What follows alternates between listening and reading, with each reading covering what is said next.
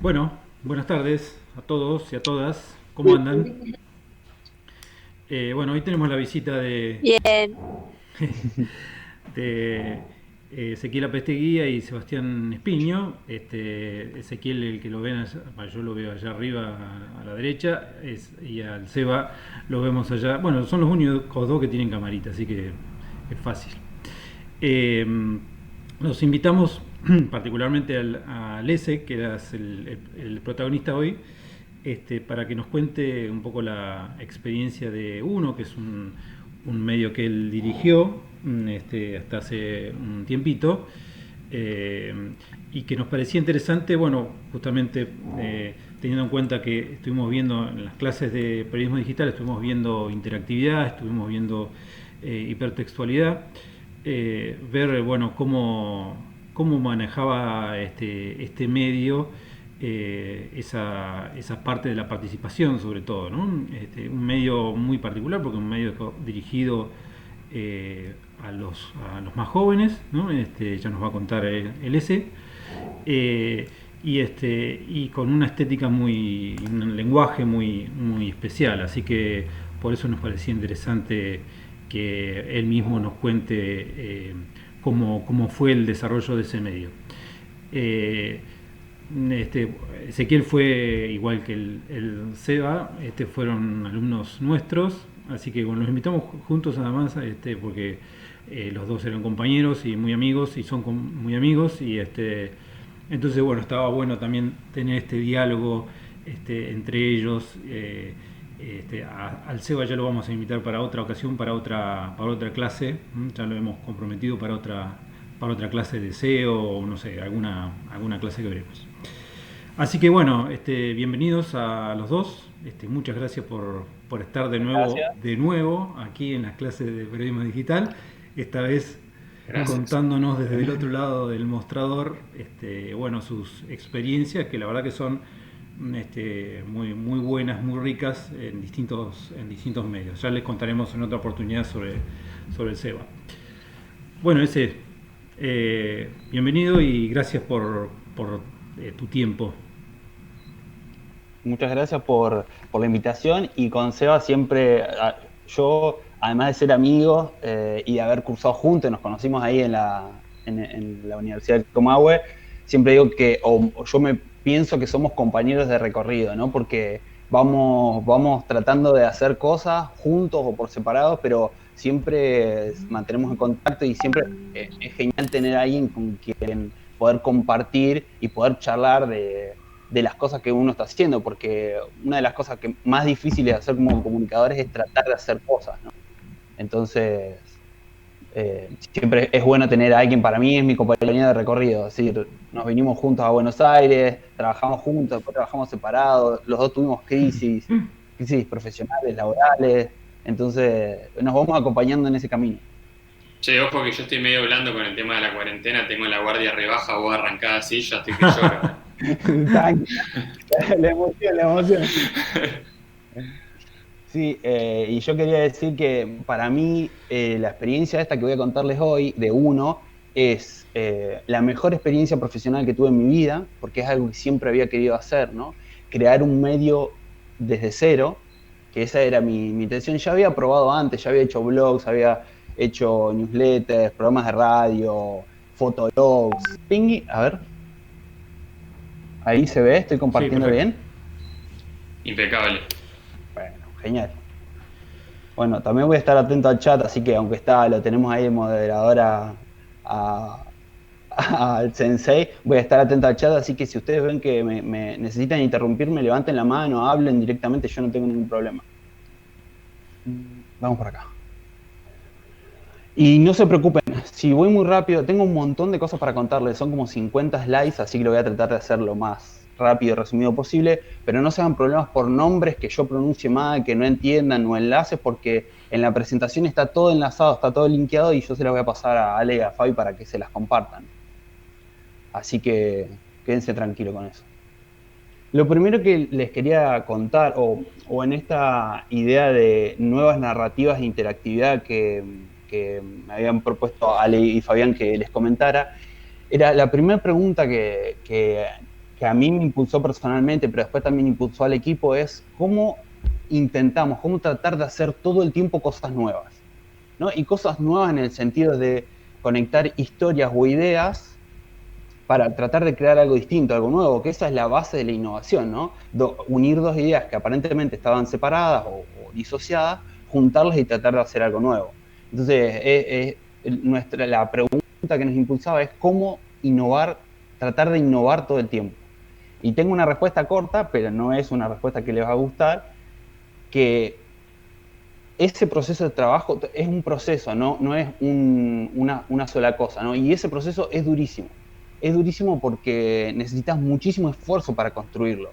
Y sobre todo para construirlo en algo tangible, porque es fácil pensarlo abstractamente en ideas, pero una vez que después lo llevas a la práctica, cuesta muchísimo. El GIF es un cubo Rubik de 11 por 11, y acá obviamente la persona que lo arma tarda 7 horas, pero para llegar a esas 7 horas de armar el cubo 11 por 11, antes estuvo practicando 2 años. Entonces lo fue haciendo todos los días, hasta que un día se sentó y lo armó en 7 horas, ¿no? Para que ustedes vean el grado de dificultad. Así nos sentíamos nosotros mientras estábamos haciendo el medio. Entonces, nuestro equipo tenía una obsesión por experimentar y por probar cosas nuevas, pero eso no significaba necesariamente, o sea, per se, que éramos innovadores, porque no funciona así. Lo que sí hacíamos era todo ese trabajo diario, todas esas pruebas y experimentaciones continuas, lo que hacían era predisponernos de una forma, estar preparados para aceptar y probar cosas nuevas. Y la diferencia, viéndolo ahora en retrospectiva, la gran diferencia es que algunas de esas cosas nos salieron muy bien y otras nos salieron muy mal. No, para mí es importante, voy a tratar de esquematizar toda la charla sobre esta idea, ¿no?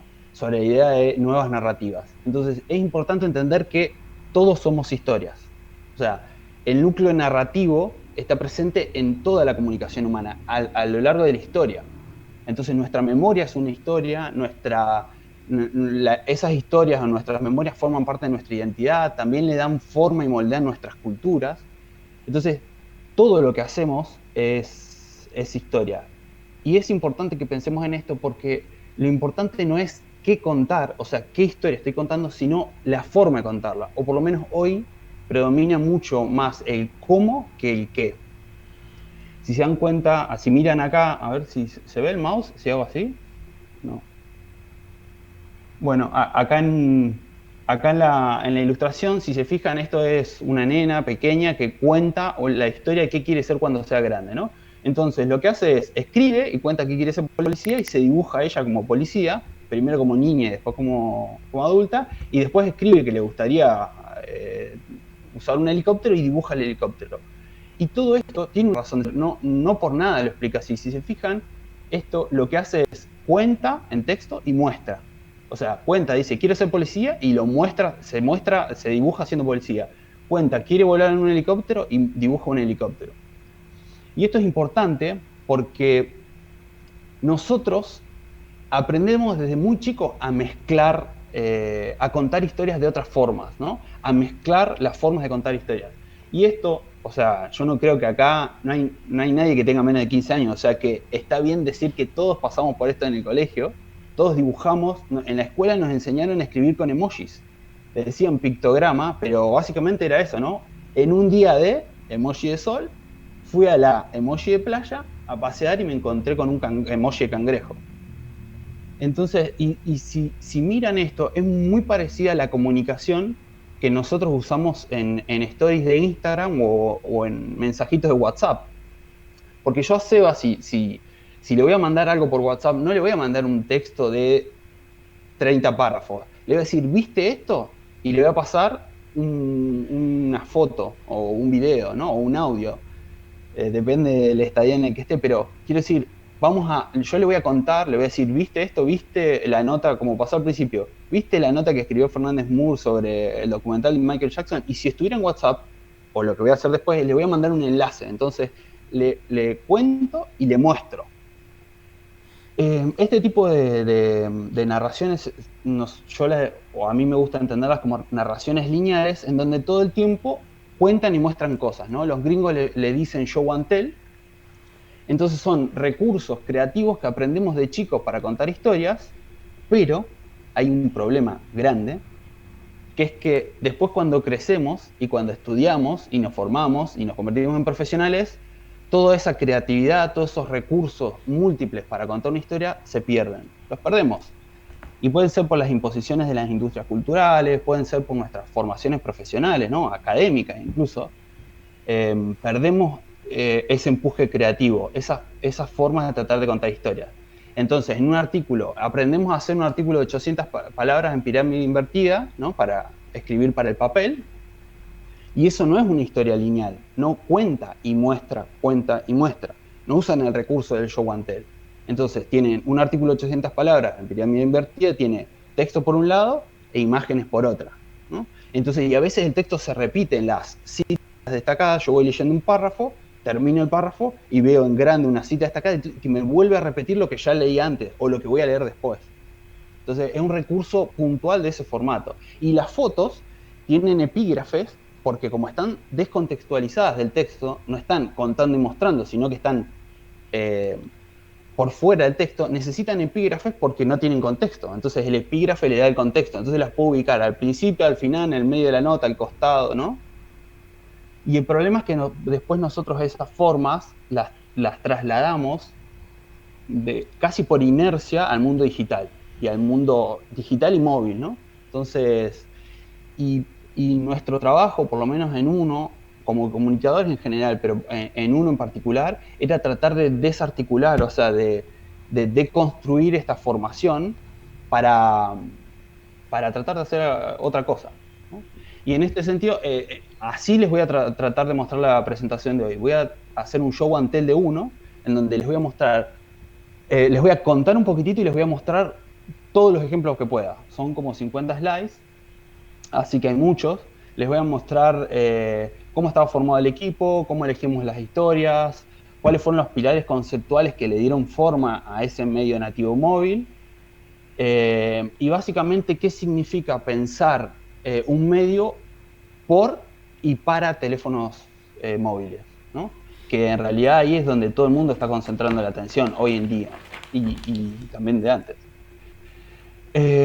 Lo que sí me gustaría aclarar es que no voy a hablar, pero si les interesa me pueden preguntar, no voy a hablar de hardware, es decir, de equipos que usamos para hacer todo esto, no voy a hablar de monetización, no voy a hablar de métricas ni de análisis de datos.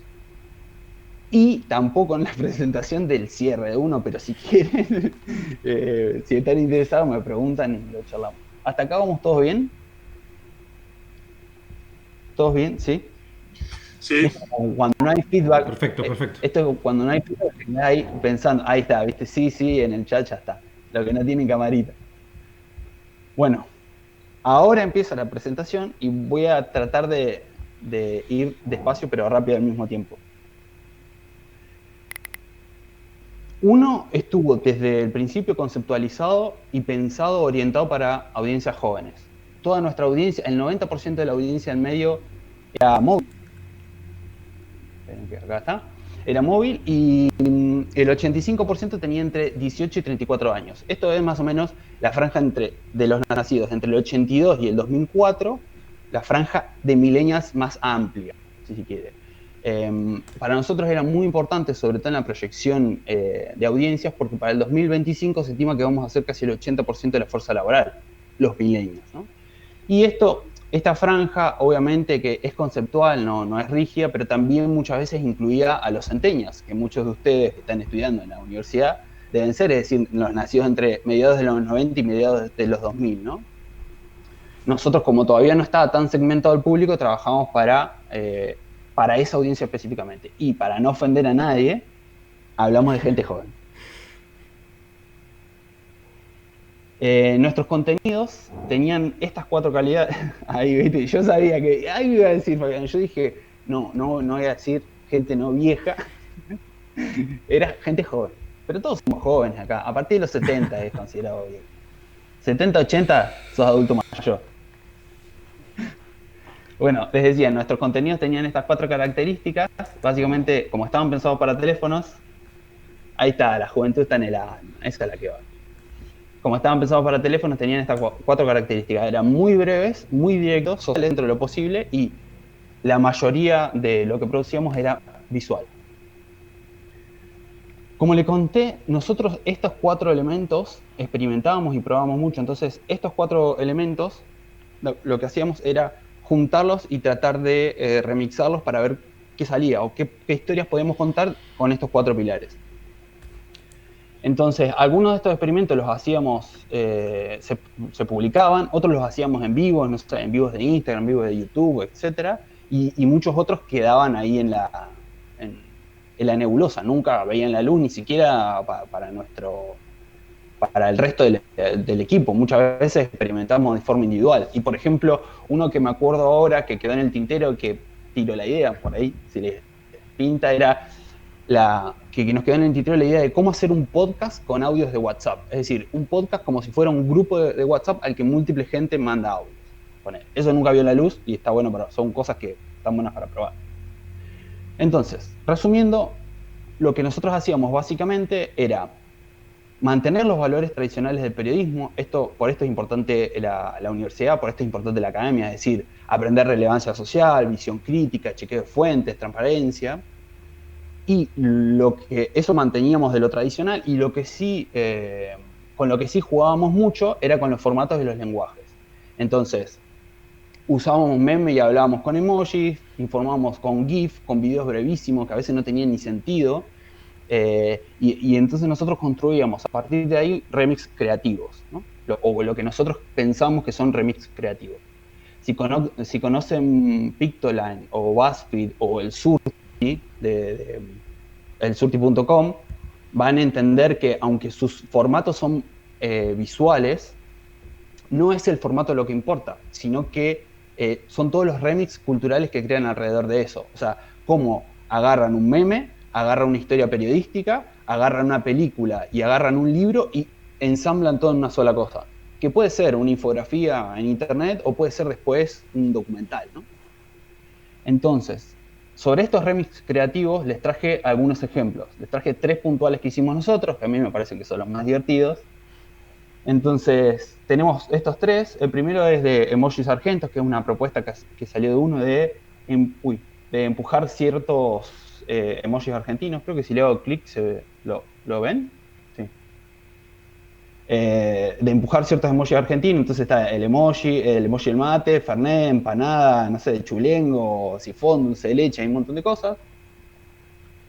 Después está esta landing de Sanford, que es patrono de internet, que yo tengo mi cuadrito ahí, si lo ven, si lo alcanzan a ver, lo tengo en mi casa, tipo tangible, colgado en la pared, que es una landing para dejarle mensajes a Ford a través de Facebook, ¿no? Le dejas un mensajito y dice, a ver, el último dice: comandante, necesito aprobar los 2 finales que me quedan hoy y mañana. Este fue hace muchas semanas, pero bueno, podría ser cualquiera de ustedes, cualquiera de nosotros.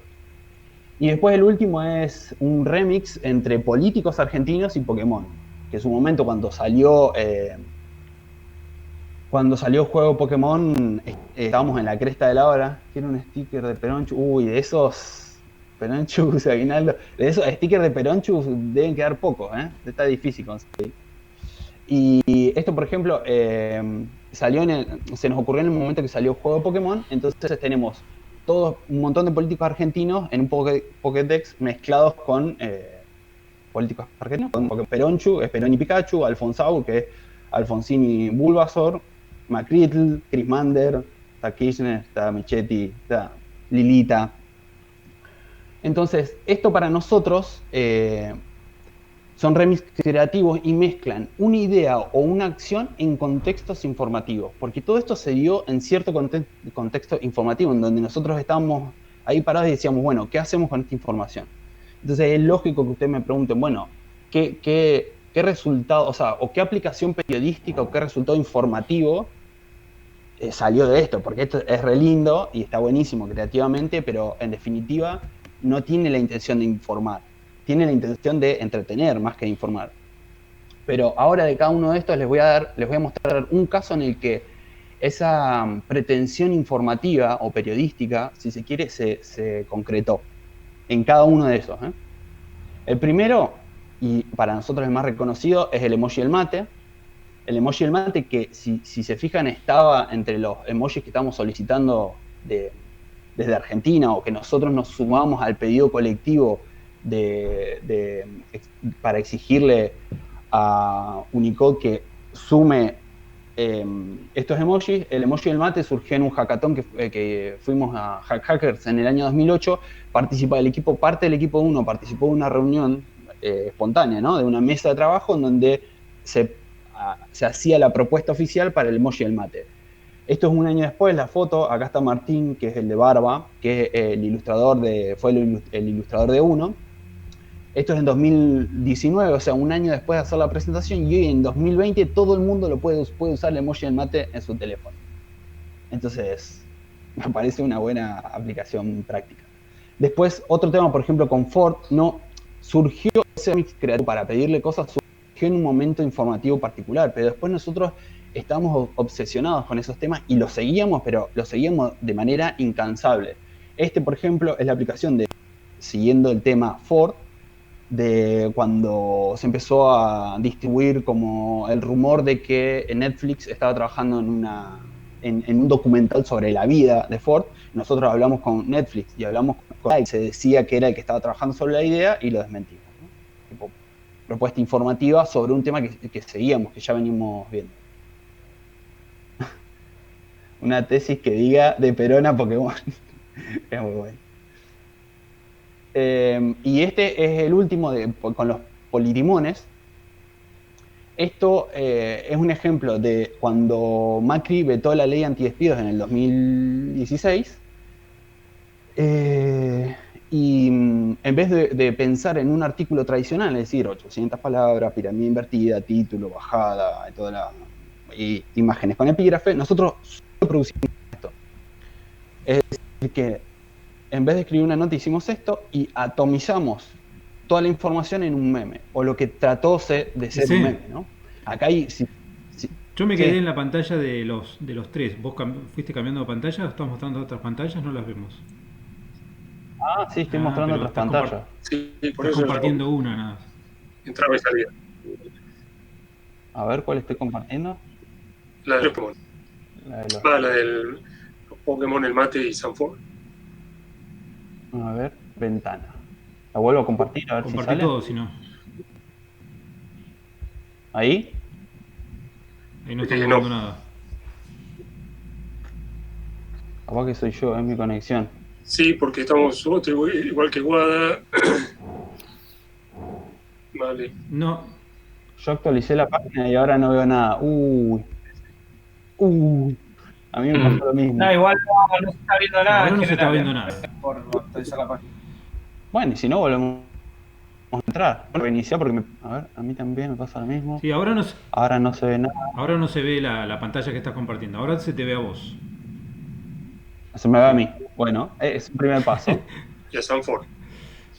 Y ahora, para que estaba compartiendo una ventana, capaz que si comparto la pantalla completa. Ese es el tema. Sí. Si vos vas a ir de pantalla a pantalla, tendrías que compartir pantalla completa y mostrarnos todo lo que tenés ahí en tu computadora. Bueno, lo bueno es que tengo dos monitores, o sea que... Ahí está. ¿Ahí está? Ahí vemos a... Sí. Ya. Y pará, entonces, si hago así, ¿cambia? No todavía. No. Capaz que va más despacio. Ahí sí.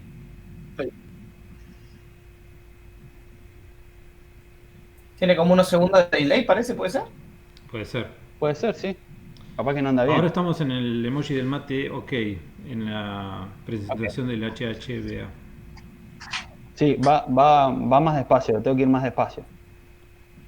Entonces, como les contaba, ustedes váyanme diciendo en el chat de última. Como les contaba, estos ahora están viendo los tres casos de remix creativos. Sí. Sí.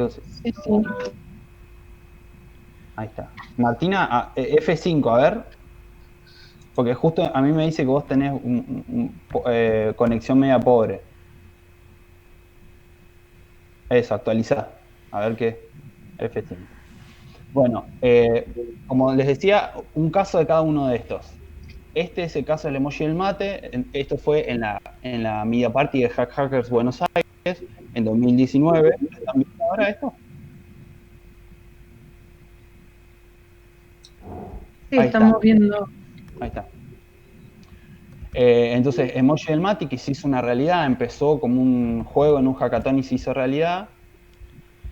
Esto es el seguimiento del tema de Ford, en donde se rumoreaba que Netflix iba a hacer una serie con su vida, y eso no pasó, entonces seguíamos temas a partir de esos remix creativos. Después Ford para nosotros fue un tema que fue transversal a toda la historia del medio. Ay, yo no me estoy viendo, ahí está. Y este es el que les contaba de que junta politimones y memes, y se propone como una alternativa al artículo. En vez de escribir un artículo, hicimos este meme y solo este meme. Es decir, atomizamos toda la información que teníamos en ese momento en este meme. ¿Se ve el de Macritl? Sí. Listo. Entonces, hasta acá remix creativos y cómo nosotros pensábamos ideas que pueden ser más de entretenimiento y después las tratábamos de aplicar a la información o al periodismo. Pero la posta, el jugo de la producción de esos contenidos o de esas instancias informativas estaba en otro lugar. Y está detrás, o sea, está en el armado del equipo, ¿no? Entonces, uno, como medio en sí, fue un spin-off del Grupo América que intentó desde el primer momento buscar o construir nuevas culturas de trabajo. Esto es, culturas, procesos y prácticas diferentes a la de los medios tradicionales, ¿no? Esto para nosotros era importante porque la generalidad de lo que siempre pasa en un medio tradicional es que cuando se crea algo nuevo, por ejemplo, ahora está pasando con los canales de TikTok, un medio tradicional va a crear un canal de TikTok y lo que hace es les da un rinconcito a dos experimentadores y le dice, el cuartito que tiene poca luz, que no tiene la computadora, que yo, le dice, hagan lo que puedan ahí. Y nosotros queríamos salir de ese ciclo, porque ese ciclo, estando en la misma redacción, en el cuartito ese, no seguís empapado de toda la cultura de trabajo, todas las rutinas, los hábitos y las costumbres que hay en ese medio. Si está trabajando en un diario, empapado de diario. Está trabajando en la tele, empapado de la tele. Nosotros queríamos salir de ahí y a la vez formar parte. Entonces, por ejemplo, por los 2 primeros años, este es ¿están viendo ahí una foto de una redacción? Sí. Bueno, esto es, durante los 2 primeros años nosotros nos mudamos 4 veces de edificio. Esos 2 primeros años no compartimos estructura edilicia física con ningún otro medio del grupo, porque éramos parte del Grupo América, entonces teníamos primos como el Diario La Capital de Rosario, Diario 1 de Mendoza, Radio La Red, el canal de América TV, el canal de tele. Pero durante los primeros 2 años nos mudamos 4 veces y siempre intentábamos no estar atados a los edificios de medios tradicionales. Entonces compartimos edificios con los comerciales que hacían venta desde Buenos Aires para el interior, por ejemplo. Y no estaban relacionados, no tenían una rutina de medio tradicional. Esta foto que ven acá es la última instancia, la mejor, la última instancia con todo un piso definido con nuestra cultura y nuestra metodología de trabajo, ¿no? Entonces, para que se den una idea de lo que buscaba ese spin-off, la misión formal, institucional, tradicional de uno era informar de una manera clara, cercana, y la clave está en la palabra diferente. Es decir, nosotros jodíamos mucho tiempo con esto, que cuando estuviéramos haciendo algo parecido a lo que hacían los medios tradicionales, lo estábamos haciendo mal. Y en ese juego consistía nuestra búsqueda, ¿no? Esa búsqueda también implica una forma de aproximarse a los productos, de construir experiencias de comunicación diferentes a las que estamos acostumbrados, ¿no? Entonces, esto es muy de producto, si les interesa en algún momento. Ahí está, Seba sabe de lo que hablo. Aplaude porque sabe de lo que hablo. La forma de aproximarse a la construcción de un producto, esto es una metodología ágil de construcción de un producto, en donde básicamente la figura de arriba, la primera que dice not like this, esta es la figura tradicional, es decir, la forma en la que se construye un auto o la forma en la que se construye una película, por ejemplo. En una película tenés una primera instancia que es la rueda, que es un guión. Una segunda instancia que puede ser un storyboard con 2 ruedas. Una tercera instancia que puede ser un piloto ya con una carcasa y 2 ruedas. Y una última instancia en el estreno de una película. Pasaron 6 meses, 1 año de trabajo y al final tenés un auto. Pero pasaron 6 meses, 1 año. Estas metodologías de trabajo o estas aproximaciones a la construcción de producto se diferencian de eso, y es la segunda instancia, es la que dice like this, como de esta forma hay que hacerlo. Es que si se fijan, todos los pasos del 1 al 5 tienen instancias en las que hay interacción con la audiencia, con el público, con los usuarios, con los actores sociales, con el colectivo de acción, ¿no? Entonces, para el caso de una película, por ejemplo, un monopatín hubiera sido, en vez de hacer el storyboard en el segundo paso como arriba, hacerlo desde el principio, hacer una mini historieta de 3 envíos en Twitter y probar y ver cómo eso funciona, si tiene recepción, si no, si a la gente le gustaría. Una segunda instancia hubiera sido hacerla, no sé, digital, una tercera en papel, y así ir construyendo, y después, desde ese storyboard, recién hacer un guión de televisión, y después el paso 4, y el paso 5 de esa serie de televisión, hacer una película.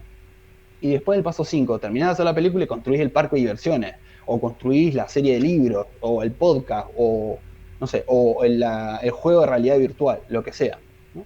Pero siempre, en todas las instancias, hay un producto mínimo que tiene interacción con la gente, porque eso te da mucho feedback para construir, y lo ideal acá es que podés cambiar muy rápido. Es decir, desde la patineta al monopatín, podés construir algo totalmente diferente. Hiciste un storyboard que no gustó sobre un superhéroe que, no sé, o un antihéroe que era en realidad un héroe y no gustó, entonces, bueno, cambiás. Eso, para nosotros, por ejemplo, para que se den una idea de nuestra forma de construir, cuando llegué al Grupo América me preguntaron, bueno, me dijeron, lo ideal es que tengamos un medio, algo para mostrar de acá a 6 meses o 1 año. Y era cultura televisiva, y yo digo, no, ¿cómo 6 meses, 1 año? Y me preguntaron, bueno, ¿en cuánto podés tener algo para mostrar? En 1 semana.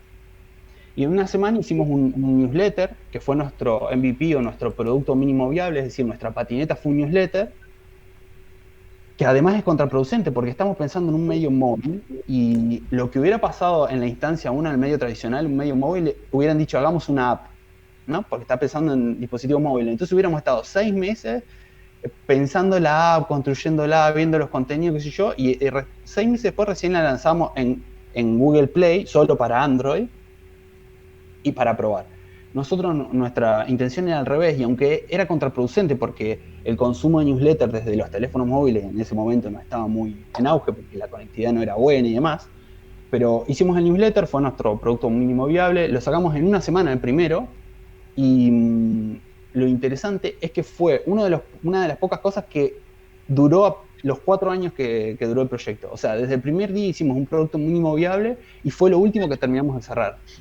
Empezó con 3, 4, 5 amigos que se suscribieron, conocidos que se suscribieron para probar nuestras ideas, y después terminó siendo un newsletter que superó los 10.000 suscriptores, ¿no? Y lo mandamos uno todos los días. Entonces, la idea, esto es un video pero de la oficina que yo hice, una patineta, pero no lo vamos a mostrar para ir más rápido, pero la idea básica es que nosotros como equipo tratábamos de asimilar los cambios, ¿no? Y nuestro mantra, uno de los mantras que repetíamos todo el tiempo, es que el cambio es lo único permanente. Y lo decíamos antes, lo digo ahora que estamos en cuarentena, ¿no? Durante el aislamiento social preventivo y obligatorio. Lo único permanente es el cambio. Entonces nosotros tratábamos todo el tiempo de amoldar nuestras prácticas, nuestras rutinas, nuestras costumbres cotidianas a esta idea. Y entonces, y ojo, no es que somos todos utópicos, yo entiendo que hay personas que se adaptan mejor y otras que no se adaptan también a los cambios. El problema es que las organizaciones le piden a los individuos que cambien en vez de cambiar como grupo, ¿no? Entonces, con un equipo de trabajo, con un grupo, si la predisposición es a aceptar el cambio permanente, es mucho más fácil cambiar. Aunque a vos individualmente te cueste cambiar, es mucho más fácil, se hace más llevadero, ¿no? Si lo haces con amigos, siempre es mejor. Entonces, una de las experiencias que a mí más me gustó, que pusimos en práctica y era muy tangible sobre la práctica diaria de esto de la cultura del cambio, era, por ejemplo, en todas estas mesas, voy a ver si vuelvo acá, ¿cambió ahí la imagen? Sí. Una de las cosas que hacíamos, cada 90 días, fíjense cómo ese concepto que yo les estoy diciendo de predisponerse al cambio frecuente llevado a la práctica. Una de las cosas que hacíamos es que cada 90 días, todas estas mesas que ven acá, toda esta gente que ven acá, rotaba de lugar, cambiaba de lugar. Cada 90 días llegaba un viernes a la tarde, todos sabíamos que ese viernes iba a ser un quilombo, iba a ser un caos, entonces tenías una caja de cartón, creo que alguna se ve por acá en la imagen. Bueno, tenías una caja de cartón donde ponías todas tus cosas, cerrabas, te despedías, hacíamos un after, tomabas una birra, qué sé yo, te ibas y cuando volvías al otro día, si trabajabas el sábado o el domingo o en la instancia general el lunes, estabas en otro lugar. Y esto, lo interesante, pasaba cada 90 días, o sea que rotábamos mucho. Y lo interesante es que no era que yo, que estaba sentado en un lugar, me iba a la otra punta y me quedaba desconectado de todo, sino que en realidad lo que rotaban eran las mesas de equipo. O sea, todo el equipo de uno rotaba de mesa, que acá está el fondo. No, acá estamos en la mitad. El equipo de uno está en la mitad. Eso te iba a decir, o sea, todo ese equipo, no son todos los del equipo 1. El equipo 1 está ahí concentrado ahí en esa parte. No. Sí, no, esto es una mezcla. Justo ahora le iba a explicar. El equipo de uno, o sea, no rotábamos ni cambiamos de puesto individualmente, sino todos como equipo, ¿no? Entonces el equipo de uno se iba de una mesa a otra. Y el equipo de tecnología pasaba de una mesa a otra. Y el equipo de comercial pasaba de una mesa a otra. El equipo de A24 o de América pasaba de una mesa a otra. Eso nos permitía, primero, asimilar el cambio y segundo, estar muy en contacto con la gente, con otra gente que en una estructura tradicional no te encontrarías, ¿no? Entonces acá si se ven, por ejemplo, la primera pantalla, están desarrolladores, es parte del equipo de tecnología, la gente que está más atrás a la izquierda es comercial, después tenemos, bueno, sigue desarrollo, después está uno, después está A24, más atrás está América, después está Primicia allá. Entonces todo eso era lo que rotaba. Y por ejemplo, nosotros los 3 primeros meses estuvimos muy de lleno sentados al lado del equipo comercial y construimos una dinámica de trabajo. Nosotros entendimos muy bien cómo ellos vendían y ellos entendieron muy bien cómo trabajábamos. Entonces era más fácil aunar las cosas para que salieran. Y después los segundos 3 meses estuvimos con el equipo de desarrollo. Entonces era mucho más fácil entender cuáles eran sus limitaciones, sus rutinas de trabajo. Por ejemplo, ellos hacían home office una vez cada 2 días o cada 3 días. Entonces nosotros ahí, cuando ellos no estaban, sentíamos un vacío.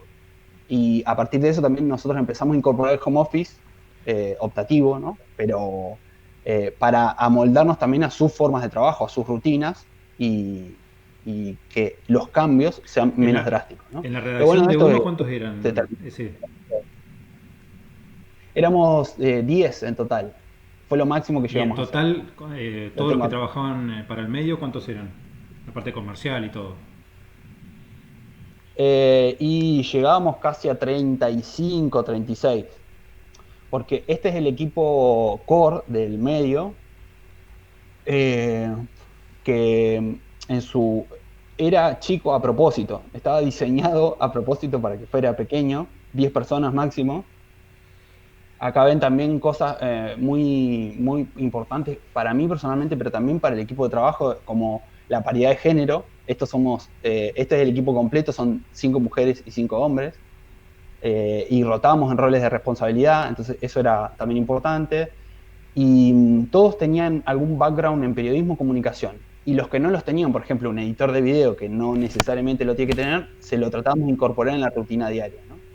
Entonces, otra cosa importante es que trabajamos en pareja. Si ven acá la imagen, ¿están viendo la imagen del equipo? Sí. Si ven la imagen del equipo, por ejemplo, acá Félix y Caro Potocar, que eran los editores, eran una dupla, trabajaban no solo individualmente como editor, sino como dupla y hacían el newsletter. Después, Lean con Nadi eran los editores de video, trabajaban como una dupla. Flor y Agus, que acá está con su sticker de Instagram porque justo no estaba en la foto, trabajaban en redes. Yo y Martín trabajamos en producto o diseño, y Lauti Torres y Mike Pistiner eran nuestros productores y host de todo lo que hacíamos, ¿no? Entonces trabajamos individualmente, cada uno en su especificidad, con duplas para impulsar sectores un poco más grandes, y después rotábamos.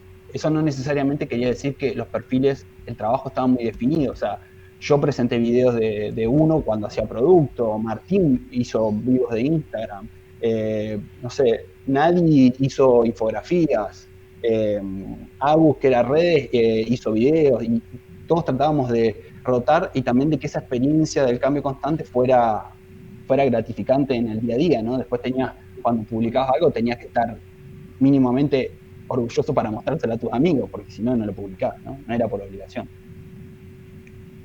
Y además de este equipo core, como decía Ale, teníamos equipos satélites que trabajaban junto con nosotros, que eran el equipo comercial, el equipo de desarrollo, el equipo de análisis de audiencia, nuestros colaboradores o freelance, es decir, periodistas o comunicadores a los que les pagábamos por escribir notas o por hacer reportajes, después amigos cercanos y, muy importante, y esto es clave, nuestra comunidad. O sea, nuestra comunidad, ahora vamos a ver ejemplos, formaba parte de un grupo de trabajo también. Hasta acá vamos bien. ¿Tienen alguna pregunta, duda? De IT Crowd, dicen. Sí. No hay manos ni chats, o sea que... Bueno, vamos. Que alguien quiera. Queda poco tiempo. No. ¿Alguien quiere preguntarle? O sea, tenemos... Bueno, nos quedamos viendo una peli después. Sí, pero... Pongo Years y nos quedamos. Como si fuera Twitch. Dale tranquilo. Entonces, Bañeros 3 en guaraní.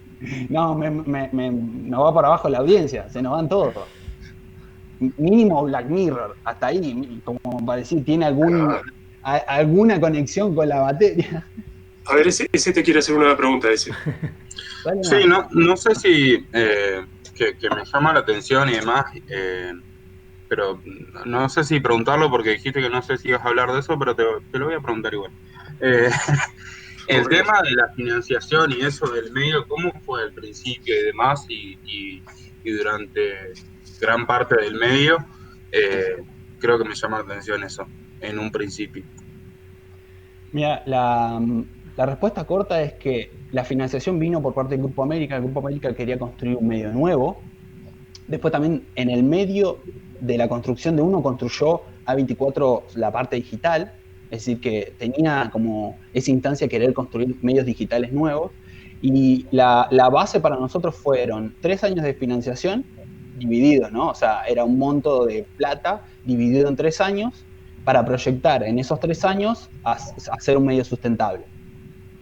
El medio duró 4, o sea que duró 1 año más de lo que estaba proyectado, pero bueno, lamentablemente nosotros como medio, el contexto de la empresa y el contexto sociocultural económico del mundo no nos ayudaba a tratar de sostenerlo, pero eran guita para 3 años y en 3 años teníamos que ser sostenibles. Duramos 4, 1 año más. Y todo este proyecto y demás y todas las innovaciones que se fueron planteando desde el punto de vista desde lo periodístico y de cómo informar y demás, ¿le sirvió después a América o a A24, que es por ahí el medio que los financiaba y demás?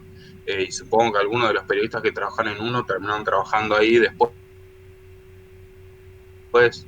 Claro. Quiero creer, sí, ¿les sirvió como un poco de prueba de laboratorio para poder aplicarlo después a América y eso? Sí, básicamente uno funcionó como... a mí no me gusta compararlo, pero es como un investigación y desarrollo de la industria tradicional, ¿no? Un equipo de investigación y desarrollo que, en vez de investigar en las nubes abajo del océano sin que nadie vea nada, hicimos la investigación pública, ¿no? Publicamos un medio.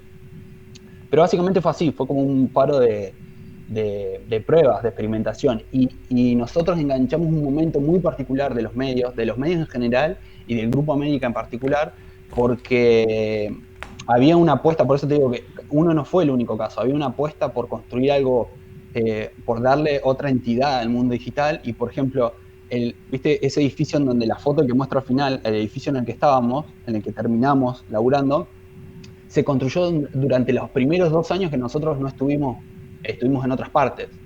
Entonces había una proyección de mediano plazo, digamos, muy importante. No teníamos lugar para existir y terminamos en un edificio con todas las características que ves ahí, que estaba súper bien amoldado en nuestra cultura. O sea, nos hicieron parte de ese proceso. Nosotros fuimos y dijimos, la mesa tiene que ser así, la silla tiene que estar acá, más o menos, tenemos que tener luz, es indispensable, luz del sol y la iluminación también tenía mucho que ver con la parte escenográfica, digo, un montón de cosas. Y sí les sirvió. Justo ahora voy a mostrar algunos ejemplos de cómo nosotros, en nuestro proceso de trabajo, colaboramos con con otros medios del grupo y de afuera del grupo, y eso sirvió mucho, nos sirvió a nosotros como equipo para aprender y enseñar, pero también les sirvió a los demás. Así que ahora voy a mostrar un par de ejemplos. ¿Está ahí la respuesta? ¿Ese? Hola, hola. Lo perdimos ese. Sí, sí. Perdón, no, sí. Bueno, Que estaba, entonces sigamos, sigo sigamos. con la presa. Ahora vamos a ver un par de ejemplos.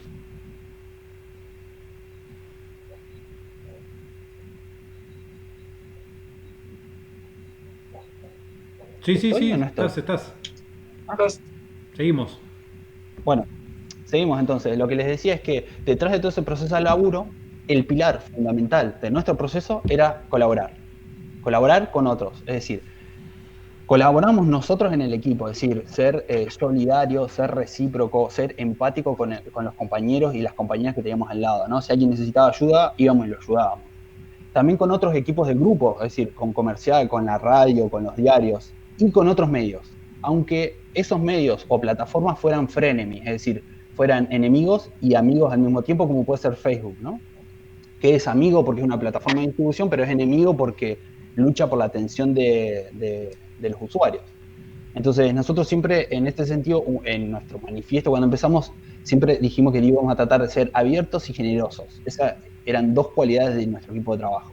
Entonces, ahora les voy a mostrar ejemplos de eso. O sea, estoy haciendo primero les cuento y ahora les muestro todo lo que hacíamos.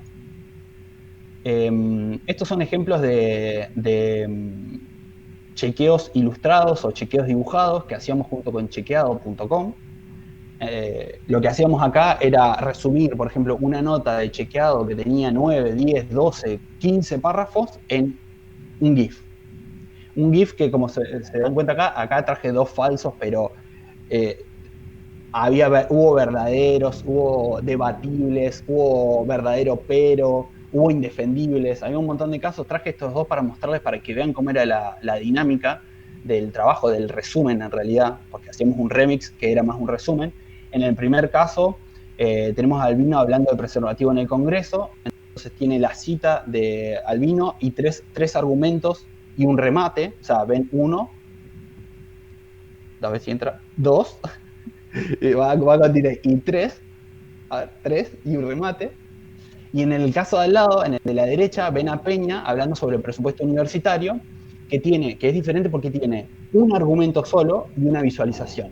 Entonces son dinámicas diferentes de resumir información, mucha información compleja en un GIF, ¿no? En un resumen visual.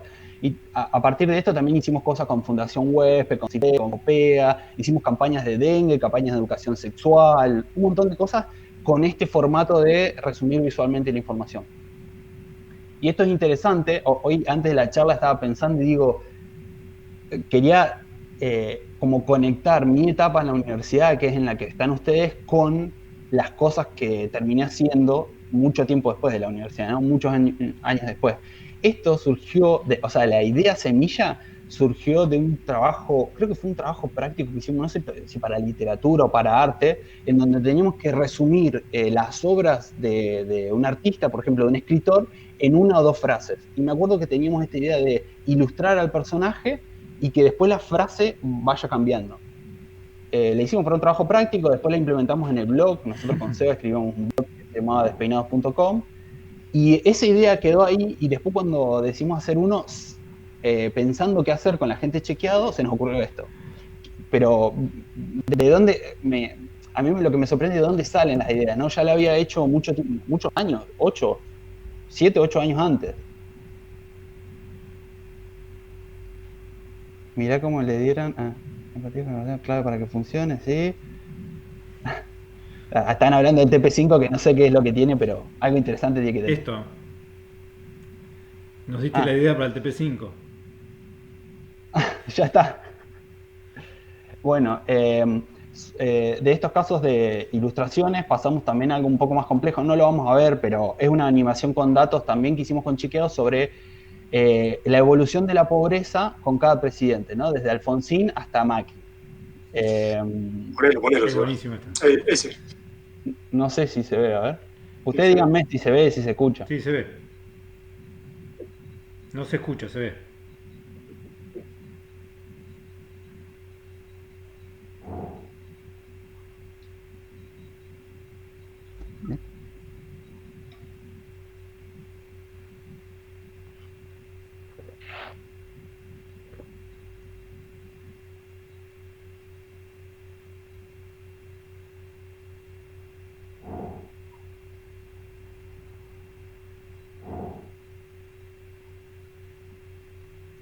buenísimo. Entonces, esa es otra forma de resumir información, pero más compleja, ¿no? Nos llevó mucho más tiempo de trabajo, pero básicamente era una investigación de chequeado, creo que tenía 3 o 4 carillas, y nosotros lo resumimos en ese video. Y se me trabó a mí nomás. Uy. Seguimos. Bueno, Wada, F5 y mágicamente se solucionan los problemas. Sí, se traba, pero no resolvió perfecto. Y una de las cosas más interesantes de esto que hicimos, todo este trabajo de colaboración con Chequeado, era que los contenidos le funcionaban mejor a Chequeado de lo que nos funcionaba a nosotros. Esto tenía una planificación de publicación, ¿no? Nosotros publicábamos, Chequeado respondía, cruzábamos información como si estuviéramos en una conversación.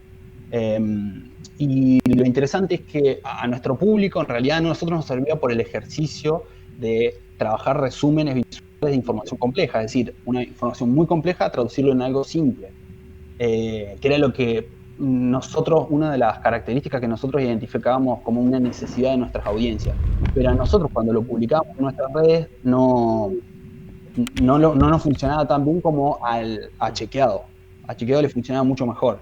Y eso también habla, esto de la empatía hacia el otro, también en la generosidad, ¿no? Porque en otro medio nos hubieran dicho, no, si le funciona mejor a ellos que los hagan ellos, no vamos a compartir recursos, no lo vamos a hacer. Y todos estos casos tenían mínimo 3 personas trabajando. O sea, un periodista Chequeado, un periodista nuestro y el ilustrador, Martín, de uno. Y en el caso que hacíamos videos, sumábamos a los chicos de edición de videos y así. Acá, ¿cambió la pantalla ahí? ¿Están viendo el uno y la capital? Sí. Acá este es un caso de colaboraciones internas, es decir, no solo con medios que estaban basados en Buenos Aires, sino que nosotros nos interesa mucho quizás porque también yo vengo del mal llamado interior, entonces nos interesaba trabajar con medios que no estuvieran geográficamente en la capital. Y acá hay algunos casos, como una ilustración, un especial sobre violencia en Santa Fe, en el diario 1, creo que fue en el diario 1 de Santa Fe, que ahora todos estos medios ya no forman más parte del grupo. ¿Vieron esto que cambia constantemente todo muy rápido? Diario 1 y la capital ya, o sea, el diario 1 de Mendoza, que se imprimía en papel, ya no existe más en papel, y la capital de Rosario la vendieron a otro grupo empresario. Y el segundo caso es un video con la historia de Diana, que le tiraron un botellazo en un bar. Entonces nosotros los ayudamos a construir, en el primer caso, la infografía y toda la landing que contuvo el especial de violencia, y en el segundo caso, puntualmente el video para redes sociales. O sea, cómo resumir la historia en un video breve de 30, 40 segundos, toda una investigación que ellos habían hecho sobre el caso de Diana, ¿no? Esta es otra forma de colaboración. Esto fue cuando Guns N' Roses vino a la Argentina. Entonces, las cosas que más se buscaban en Google, esto fue en el 2016, creo, una de las cosas que más se buscaban en Google era ¿cuál es la canción que dice na, na, na, na, na, na? Y esa era la búsqueda de Google. Entonces, nosotros, trabajando en conjunto con Google, identificábamos todas estas búsquedas que hacían picos. Hoy sería el coronavirus, o cómo funcionan los virus, o COVID-19, alguna de esas, pero que fueran raras, ¿no? Que tuvieran una muestra de ironía, o que trabajaban de versátil, y nosotros la ilustrábamos, ¿no? Y resumíamos. ¿Pero usaban el Trends o trabajaban con Google? No, trabajamos con Google porque en Google Trends podés comparar instancias de búsqueda, pero no podés hacer búsquedas específicas sobre temas. Por ejemplo, sobre Guns N' Roses, vos podés suponer que lo que buscás, la gente va a buscar Guns N' Roses. Pero no te dice la búsqueda, sino... Exactamente. Que poner el término vos, sí. Para buscar estas búsquedas que son como irónicas o satíricas, que, por ejemplo, ¿cuál es la canción que dice na, na, na, na, na? Y eso asociarlo a Guns N' Roses, tenés que trabajar con Google. Porque si no, a vos nunca se te ocurriría buscar cuál es la canción que dice na, na, na y asociarlo a una visita de una banda. Totalmente. En un determinado momento histórico de Argentina. Bueno, todos pasamos por ese hecho. A nosotros nos parecía divertido porque estábamos haciéndolo, teníamos esa doble identidad, ¿no? Que estábamos haciéndolo desde un lugar medio moralista, si se quiere. Es como, ay, mirá, la gente no sabe hacer búsqueda, y todos buscamos así, nosotros nos sentíamos reidentificados. No todos usan Shazam para ver qué música, ¿no? Para poner y detectar qué música es que no conozco. Usás los recursos que tenés y ponerle a Google cualquier cosa para ver qué te devuelve es una. Incluso Google tiene un botón que dice voy a tener suerte para ver si la pegás y salta mágicamente el resultado, en vez de tener que incluso hacer todo el trabajo de curar. Ya, Q respuesta, claro, es esa. Claro, en ese momento no existía Shazam. O sí, ya existía, pero no era tan popular. Bueno, entonces estos son algunos ejemplos de casos en donde nosotros como medio colaboramos con otras organizaciones, con otros medios, con otras instituciones para tratar de aportarle valor a la información que ellos tenían, ¿no? Claro. Siempre hay es muy raro, pero en Argentina no tenemos, leemos mucho Yahoo Respuesta, pero no respondemos mucho, ¿viste, Santiago? O sea, no somos mucho de responder, y cuando respondemos medio irónico, volviendo al otro. Pero los usuarios de Centroamérica, de México, incluso peruanos, venezolanos, son mucho más dados a explicarte algo. Se lo toma más en serio, ¿no?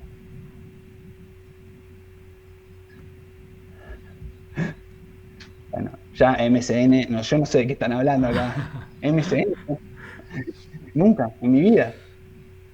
Es la Olivetti de Internet, de la web. De Internet. Acá me mira, tengo a mi novia que está acá al lado y me está mirando porque mucha de nuestra relación a distancia, yo soy de Neuquén, ella es de San Juan, se construyó usando MSN. ¿Está bien? ¿Lo dije? Bueno, esos son ejemplos. Pasamos creo que a lo último que tengo. ¿Estamos bien con el horario, con todo? Vamos de 10. Perfecto. El amor a la distancia es posible. ¿Viste? Acá la gente, la esperanza nunca se pierde. En época de coronavirus, de crisis económica, ahí está. Bueno, entonces lo que decía es que ustedes seguramente estudiaron y van a escuchar mucho tiempo en la universidad hablar de esto, ¿no?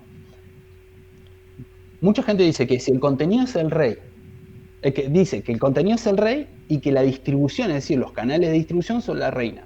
Porque esa es la forma tradicional de encarar el producto comunicacional masivo, ¿no? Los medios masivos funcionan así. O sea, el contenido es el rey y la distribución es la reina.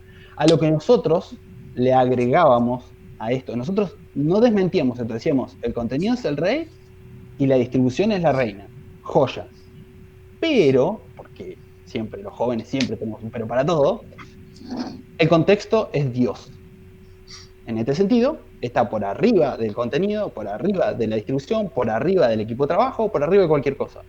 Y me refiero al contexto de la información, es decir, del contexto periodístico, o sea, de englobar, de explicar, de englobar con argumentos, razones, hechos y datos una información, a ese contexto puntualmente, porque estamos en la cátedra de periodismo, pero también me refiero puntualmente al contexto de consumo, ¿no? Al contexto de consumo es el dispositivo, la ubicación, el navegador, la plataforma en la que se está consumiendo, y es muy variado, o sea, cambia de un contexto de consumo a otro, es muy diferente. Incluso es diferente en el mismo contexto de consumo entre usuarios diferentes. No es lo mismo yo que Guadalupe, que Santiago, que Seba, que Ale, que Fabián. Todos vamos a tener una experiencia diferente. Es justamente Entonces, lo que nos pasa con las clases virtuales, ese.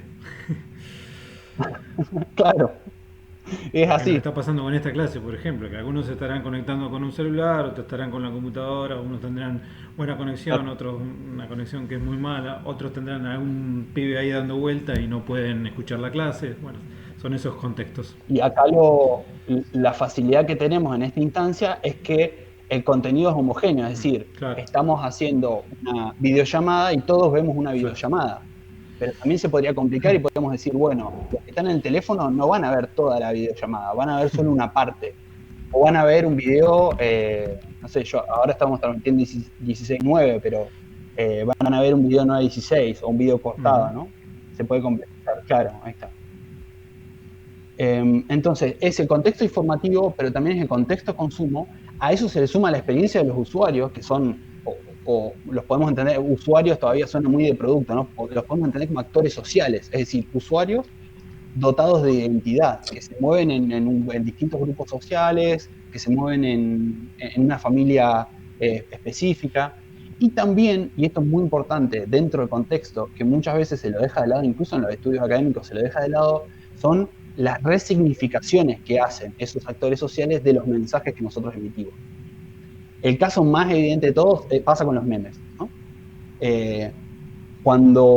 Y pasa mucho que los medios tradicionales quedan en offside porque, por ejemplo, creen que el consumo de un meme, o sea, diseñan un meme, ¿no? Como pieza de comunicación, diseñan un meme, lo publican y creen que el consumo de ese meme va a tener una lectura y tiene otra. O sea, ellos diseñan un meme en un lenguaje nuevo, ¿no? Que están aprendiendo, que están abordando, lo publican pensando, esto va a ser resignificado o leído de esta manera, y después las audiencias terminan leyéndolo de otra forma completamente diferente. Entonces, ese contexto también es muy importante, y es muy importante trabajarlo a pequeña escala. Es decir, por ejemplo, antes de publicar algo que sabes que va a tener mucho impacto, hacer un grupo específico, un focus group se llamaría, en la comunicación tradicional, para ver de qué mensaje, que sea diverso, que tenga un contexto, el consumo, ¿no? El contexto del consumo, para ver cómo va a resignificarse. ¿Eso lo hacían hacían un focus group para probar algunas cosas? Sí, todo el tiempo. Nunca, era muy raro que una pieza, o sea, que una pieza de comunicación, o puede ser un meme, o puede ser una nota, un video, saliera de lleno publicado al vacío. Salvo que estuviéramos muy seguros de que iba a tener una cierta tono de lectura, pero había temas en los que no. Y había otros temas en donde sí no hacíamos experiencia de consumo con usuarios, pero sí nosotros teníamos muy en claro de dónde estábamos parados, ¿no? Esto de que el medio partía de la base que la objetividad no existe, que es una pretensión que tenemos como comunicadores, lo entendemos, lo compartimos, pero de ahí a que exista hay un largo trecho. Así que nosotros había temas como, por ejemplo, ahora vamos a ver algún caso del aborto, que estábamos muy parados sobre, o lenguaje inclusivo, estábamos muy parados sobre una de las aristas del tema, y entonces no hacíamos el tema de la investigación con grupos más pequeños, o focus groups, o no sé, o encuestas o entrevistas, porque estábamos muy seguros de lo que queríamos decir. Pero en este caso, para nosotros, el contexto era Dios. Mucho más importante que el contenido que hacíamos, mucho más importante que las redes por donde distribuíamos. Y en este sentido, sí. Bueno, una pregunta, vos dijiste al principio que no iba a hablar de métricas, pero obviamente las tenían, ¿no? O sea, que las mediciones eran tan importantes al final, digamos, del proceso como el focus al comienzo. Sí, ahora vamos a ver un ejemplo de cómo nosotros entendíamos a las audiencias y los sumábamos al proceso productivo. Estaban desde el primer momento, no era que alguien decía, voy a hacer una nota, una entrevista, y hacía toda la entrevista y al final la publicaba. Antes pensaba, voy a hacer una entrevista con tal, y le preguntaba a la gente, che, ¿qué te parece si hago una entrevista con tal? ¿Quién conocés que sepa de este tema? ¿Me puedes recomendar a alguien? ¿Querés participar? Vamos a hacer un video. ¿Querés dar tu opinión? Y las métricas en eso eran fundamentales para nosotros. Perfecto. Pasa que hay algunas plataformas, la especificidad de cada plataforma varía, entonces hay algunas plataformas como Facebook en donde tenés todas las métricas disponibles para hacer análisis, y hay otras como WhatsApp en donde no tenés prácticamente ninguna. Claro. Entonces, el problema de abordarlo de forma homogénea, es decir, este medio va a trabajar orientado por datos y métricas, el problema es cuáles son esos datos y métricas, porque incluso pasa con cosas que se quieren generalizar en la industria, ¿no? La medición de video. ¿Cómo mide un video? ¿Qué es una reproducción en YouTube? ¿Qué es una reproducción en Facebook? ¿Qué es una reproducción en Instagram? ¿Qué es una reproducción en TikTok? Entonces, la industria lo que trata de hacer es homogeneizar, ¿no? Medición de reproducciones de video, pero las reproducciones de video a veces 3 segundos cuentan como una reproducción, a veces 1 minuto, y entonces es muy variable, entonces es muy difícil. Podés estar orientado por datos, pero es muy difícil hacerlo homogéneo o sistematizarlo para todo un medio. Ok. Claro, ahí Ezequiel dice que qué triste cuando los medios tradicionales comparten tocayo, además, comparten memes o se quieren sumar a las tendencias de internet y quedan bastante enojados. Suele pasar, también ahora es muy común, ¿no? Las recopilaciones de notas de ¿por qué el carpincho se hizo viral ahora, ¿no? Y entras y dice, el carpincho se hizo viral porque en Twitter está compartiendo todos estos memes. Y tenía una lista de memes. Tipo, explícame algo, dame contexto, ¿no? Por eso contextos digo, si entro a esa nota, quiero saber, me quiero divertir, pero también quiero que me explique de dónde viene el carpincho, por qué es importante, otras épocas en las que se habló, si está en peligro de extinción, si no, en qué zonas del país habita, por qué son tan pasivos y algunas veces son violentos, bueno, todas estas cosas, ¿no? Bueno, no, dice Santiago Filoni, pasa eso, el tema es que ellos tienen la doble moralidad, ¿no? Son un medio tradicional pero que hace cosas nuevas, entonces tiene ese problema. Peor es cuando lo hace TN igual, bueno, Filo está pensando un poco más para... Claro, Filo tiene como las dos estrategias, ¿no? La estrategia de publicamos todo lo que podamos de toda la información y después hacen cosas nuevas, y bueno, TN, lo que pasa es que además TN es más televisivo, más allá que la parte web, y Seba nos puede hablar mucho de eso, lo sabe mejor que nadie, que la parte digital está enfocada en otro tema, tiene todavía parte de lo televisivo, ¿no?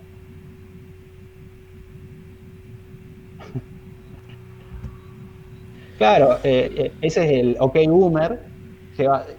Yo lo uso, me río, pero también es bastante... en este sentido, analizar así los medios es como bastante despectivo, ¿no? Es como los millennials descubren y OK Boomer. Y al final terminamos polarizando una situación que no debería ser polarizada, que es mucho más complejo. Yo me río, los uso, los comparto, creo contenidos a partir de esto. Lo que digo es que seamos conscientes de que los millennials descubren y el OK Boomer son bastante despectivos, ¿no? Comunicacionalmente nosotros no nos deberíamos quedar ahí. Deberíamos como comunicadores poder decir algo más, ¿no? Analizar un poquito más qué hay detrás de eso. Pero lo entiendo. Es la sátira del... Perdón que interrumpa, soy Ezequiel. Por ahí lo que me refería en cierto punto es que no es por una política de decir, bueno, TN no tiene que hacer esto o lo tiene que hacer, pero me da gracia también desde un cierto punto de que suman noticias y publicaciones de más de ciertas cosas que por ahí durante mucho tiempo bastardearon o se rieron, y ahora como son tan virales y se han hecho tan fuertes, también se quieren sumar, que es entendible igual, y en cierto punto nos vamos a terminar acostumbrando, y seguramente haya mucha gente de TN que trabaje, digo TN por un medio, por un medio X, ¿no? Pero que se haya sumado y haya trabajado y esté interesado en esto, pero por ahí comparándolo a lo que pasaba antes de reírse o no darle importancia a toda una movida que había en internet, y ahora también querer sumarse desde ese punto de vista, ¿no? Sí, por ahí lo que pasa con Filo o pasado con uno u otros medios es que se crearon a partir de la web, y a partir de la web por eso también se suman en cierto punto, que a veces también parezca raro, ¿no? Sí, es como vos decís, y también es muy loable, hay que distinguir mucho entre las cosas que se crean desde cero y pensadas en la contemporaneidad, o sea, como el caso de uno, y los medios que tienen tradición, que tienen historia. Por ejemplo, la reconversión de TN ahora con los presentadores más jóvenes, que era algo que antes en la tele no sucedía.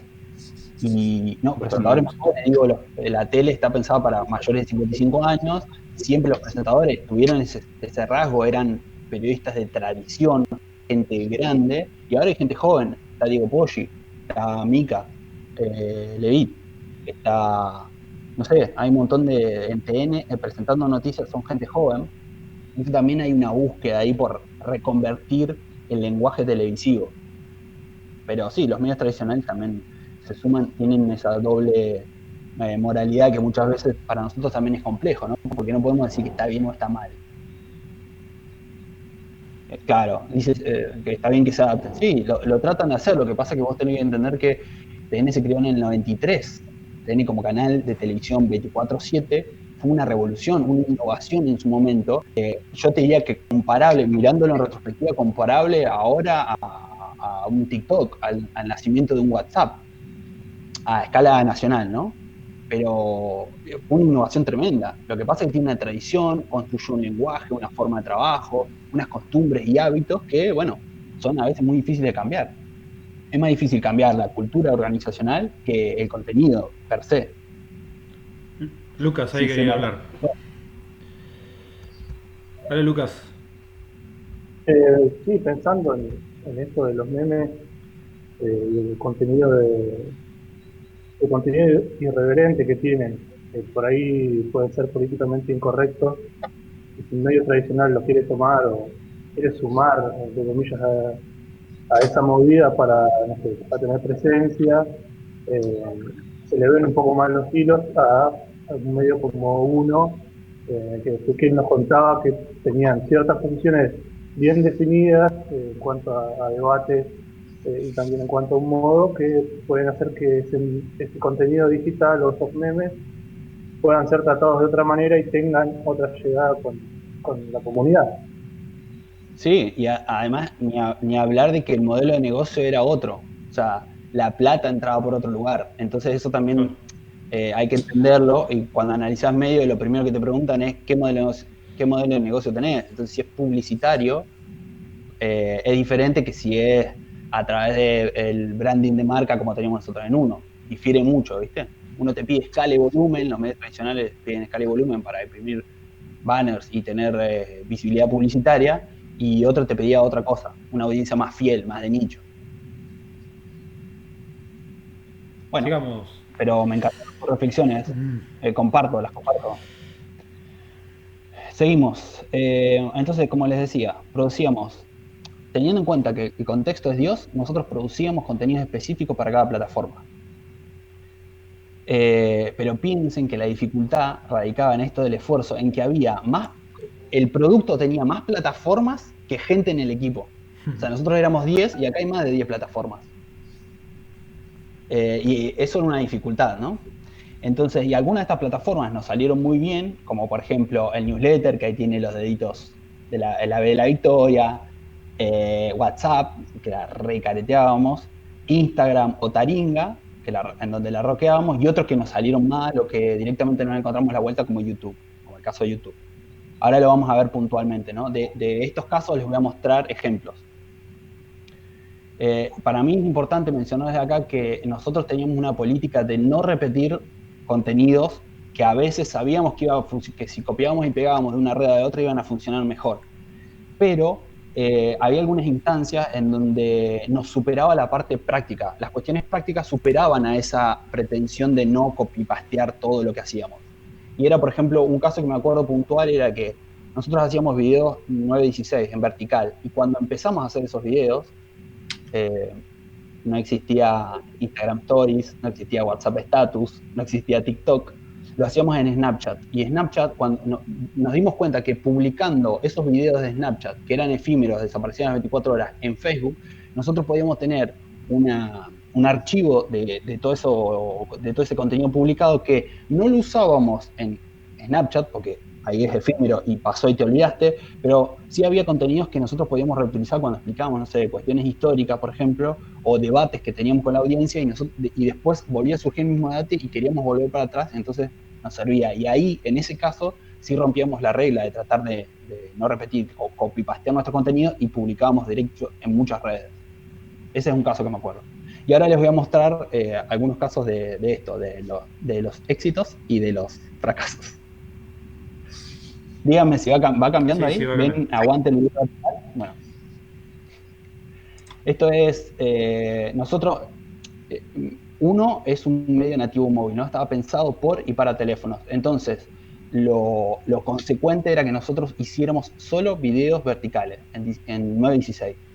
Desde que nació en el 2016 hasta que terminó en 2019, hicimos mínimo una crónica visual en formato 9:16 diaria.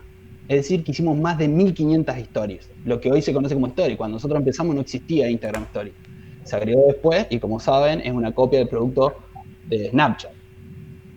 Entonces, a nosotros esto nos sirvió mucho porque es un formato propio de la generación a la que le hablábamos. Ahora está súper de moda, más con TikTok. Tenés múltiples plataformas que trabajan sobre el mismo concepto de video 9:16. Y también nos permitía producir muy rápido y producir con teléfono, que eso era algo que nosotros queríamos hacer, y muchas veces de los medios tradicionales, por el tema de la calidad audiovisual, por el lenguaje, por arrastrar las tradiciones del lenguaje de otros medios, como el cine, como la televisión, muchas veces se preocupaban mucho por eso, ¿no? Por el tema de la calidad, de si el audio, si sale bien, si sale mal. Nosotros todo eso lo descartamos y trabajamos solo sobre formato 9:16. Hicimos un montón de estos. Acá hay una cobertura de una de las marchas de aborto, azul y verde, está mal que lo pongan en esos términos, pero es así. Después la cobertura de una organización que te ayudaba en fiestas electrónicas, es decir, te ayudaba a probar si las pastis que estabas consumiendo eran de buena calidad, y si no te atendía, si te sentías mal, te daba fruta, te daba agua, llamaba a la ambulancia y demás. Y acá un especial de suicidio que hicimos en Instagram TV, que era mucho más largo que estos videos cortos o crónicas visuales o audiovisuales que hacíamos, y tuvo un trabajo mucho más pesado. Y bueno, nosotros empezamos en Snapchat y llegamos hasta TikTok. Y cuando le estábamos agarrando el gustito a TikTok, que era en noviembre, diciembre del año pasado, el medio cerró. Así que hasta ahí llegamos. Eso es todo lo que tengo para decir. Después, estas son lo que les decía que nosotros... Este que ven acá, que es un video sobre la música pornis, sobre el ragamuffin, que es el ritmo que sostiene toda la cumbia pop o la cumbia cheta, caeta, como quieran decir, es uno de los pocos videos que hicimos en 16:9 en uno. El primero, no digo el único porque a lo último hicimos varios, pero es el único que hicimos, y en realidad nunca le encontramos a YouTube como plataforma la vuelta, nosotros desde nuestro producto, ¿no? Primero porque el reproductor, cuando nosotros empezamos a usar, no soportaba videos verticales, o sea que si van al canal de uno de YouTube van a ver un montón de videos verticales que tienen 3, 4 views, porque la gente esperaba videos 16:9 para consumir en la PC o en el móvil, pero en 16:9. Entonces el player no se adaptaba al formato que nosotros queríamos usar, tampoco tenía autoplay. Es decir, que los videos, la optimización de esos videos eran diferentes. Pasa por el título, por el placeholder o la miniatura que usás, más que por el hábito del consumo. Y nosotros, como pasa en Snapchat o en Instagram, ¿no? O en WhatsApp, con los videos, con los status o las stories, tiene mucho más que ver con el hábito, con la creación de un hábito de ver todos los días las stories, que entrar y navegar en un mundo de videos y seleccionar el título o por la imagen, por la miniatura que tiene uno, ¿no? Son dos lógicas diferentes, muy diferentes, y incluso cuando nosotros empezamos, ahora a lo último probamos YouTube Stories, que es como la versión de Stories de YouTube, pero tampoco se sentía tan natural como si lo hacíamos en las otras plataformas. Y aunque esta experiencia a nosotros no nos sirvió, nosotros no le encontramos la vuelta a YouTube, sí le encontramos la vuelta a ayudar a otros canales como América Televisión o A24 a sustentar su presencia en YouTube. O sea, los ayudamos a los equipos de otros medios, sobre todo audiovisuales de la tele, o sea, América y A24, a construir sus marcas, a tener presencia, a hacer vivos, a cortar videos. Lo ayudamos desde la parte técnica de conseguir una herramienta que lo haga de forma automática, hasta el lenguaje que tenían que usar, cómo los tenían que titular y demás, ¿no? Entonces, a nosotros como producto no nos sirvió, pero sí le sirvió a otros medios de grupo. Y después, este es el caso de Taringa, que fuimos uno de los primeros, el primer medio que publicó notas nativas, es decir, que publicamos la nota completa en Taringa, porque lo que hacían hasta entonces los medios era publicar la mitad de la nota y decir, y si te querés leer más, seguí este enlace. No, nadie sigue un enlace para ir a leer más, tenés que ser muy curioso, la conversión de un enlace así debe ser menos del 1%, entonces nosotros no las trabajábamos, y esta experiencia para mí fue muy importante porque, primero que, si ven acá, alcanzan a leer la nota que dice, éramos pocos y llegó el poquetachero, sí. Y el párrafo de la entrada, fíjense en el lenguaje, dice, linces pokemonizados, estamos todos con esta virgueada de Pokémon, y hubo un chabón que se avivó y ya encontró un curro, el poquetachero. Fíjense cómo el lenguaje, y al lado está la misma nota en nuestro sitio, ¿no? En nuestro sitio web, que dice, el título es Conocer al poquetachero que te lleva por la ciudad a cazar Pokémones. Fíjense cómo el lenguaje se construye de forma diferente. O sea, esta nota en nuestro sitio tenía más una impronta de la típica nota, 800 caracteres, pirámide invertida, y en Taringa tenía otro lenguaje, estaba construida con otro formato, con otro lenguaje, pensado para otra audiencia. Incluso la imagen que ven abajo, donde está el poketachero, se saca una selfie, es un formato nativo de Taringa que se llama foto certificada, que es que vos publicás algo, la gente no te cree que eso está pasando, entonces lo que te piden es una certificada, que quiere decir que el protagonista de la nota se saque una selfie demostrando en alguna instancia que es él. Entonces acá se saca una foto, escribe Taringa en el espejo de su tacho, y se saca una foto diciendo, soy yo, el poketachero, y abajo ponía el teléfono, todo para que lo llamaran y se fueran de gira. Entonces esto es algo que lo podíamos hacer porque uno de los editores, Félix, tenía una noción conocía muy profundamente este lenguaje y esta comunidad. Entonces nosotros íbamos y veníamos. Y algo interesante es que ¿Y para cuál nosotros... era el beneficio de publicar en Taringa ese? Eso iba a decir. Una de las cosas, el beneficio que nosotros teníamos era primero probar otro lenguaje, ¿no? Construirlo para otra audiencia. Y segundo, nosotros todas estas notas tenían un tag de Analytics y de Comscore que contaba el tráfico para uno. O sea, contaba el tráfico para Taringa, pero nosotros lo medíamos como propio. O sea, igual seguían el enlace, ¿decís? No, nosotros, todo el tráfico de las notas de uno en Taringa contaba doble, digamos. Contaba como tráfico para Taringa, pero también contaba para nosotros. Entonces después nosotros cuando nos dábamos vuelta y queríamos vender algo y decíamos multiplataforma y ofrecíamos y todo y funciona sobre escala, entonces Taringa por ahí nos daba la escala que nuestro sitio web no tenía. Y esta es interesante también porque esta es una comunidad muy particular y por ejemplo con temas así de humor como el poketachero salían geniales, pero después también teníamos otros temas en donde teníamos problemas, por ejemplo con el twerking, de mostrar chicas que en vez de ir a hacer CrossFit hacen twerking, ¿no? O pool dance, baile en el caño. Y mostrábamos todas esas historias y con esas historias tuvimos sí mucho problema de machismo, ¿no? De el sesgo machista que esta comunidad en particular tiene y más la gente que nos seguía a nosotros por X motivo. Entonces nosotros estábamos muy atentos a eso y lo que trabajábamos era mucho en responder todas esas cuestiones, en moderar la conversación, pero también en responderlas con argumentos. Ahora vamos a ver algunos ejemplos. Bueno, ya voy terminando, vamos a pasar rápido. Yo puedo estar hablando acá 5 horas, ¿eh? Dale, que está bueno. Entonces, a ver, no puedo ver la presentación completa, pero creo que esto es lo último. Bueno, este es el caso de cómo elegimos esa historia. ¿Cómo elegimos la historia para que vaya a Instagram o a Taringa o a Stories o a Snapchat? Nosotros teníamos cuatro bases principales. Los editores, o sea, los redactores y editores del medio, robots y herramientas tecnológicas y algoritmos, etcétera, que nos ayudaban a filtrar la información, colaboradores freelancer a los que les pagábamos plata para que escribieran o para que producieran, y la comunidad, la gente, que ya lo había mencionado, ¿no? Entonces, todo esto hacía un ecosistema de curación para nuestro medio. La primera, ahora les voy a dar ejemplos de cada uno. La primera parte es la parte más fácil de entender, que es la editorial, que esto se veía muy claro en el producto, en el newsletter. El newsletter salía todos los días a la 1 de la tarde y era el corazón de nuestro abordaje periodístico. En este sentido, era lo que la reunión editorial de las 9 de la mañana de los diarios digitales y de la 1 de la tarde de los diarios de papel,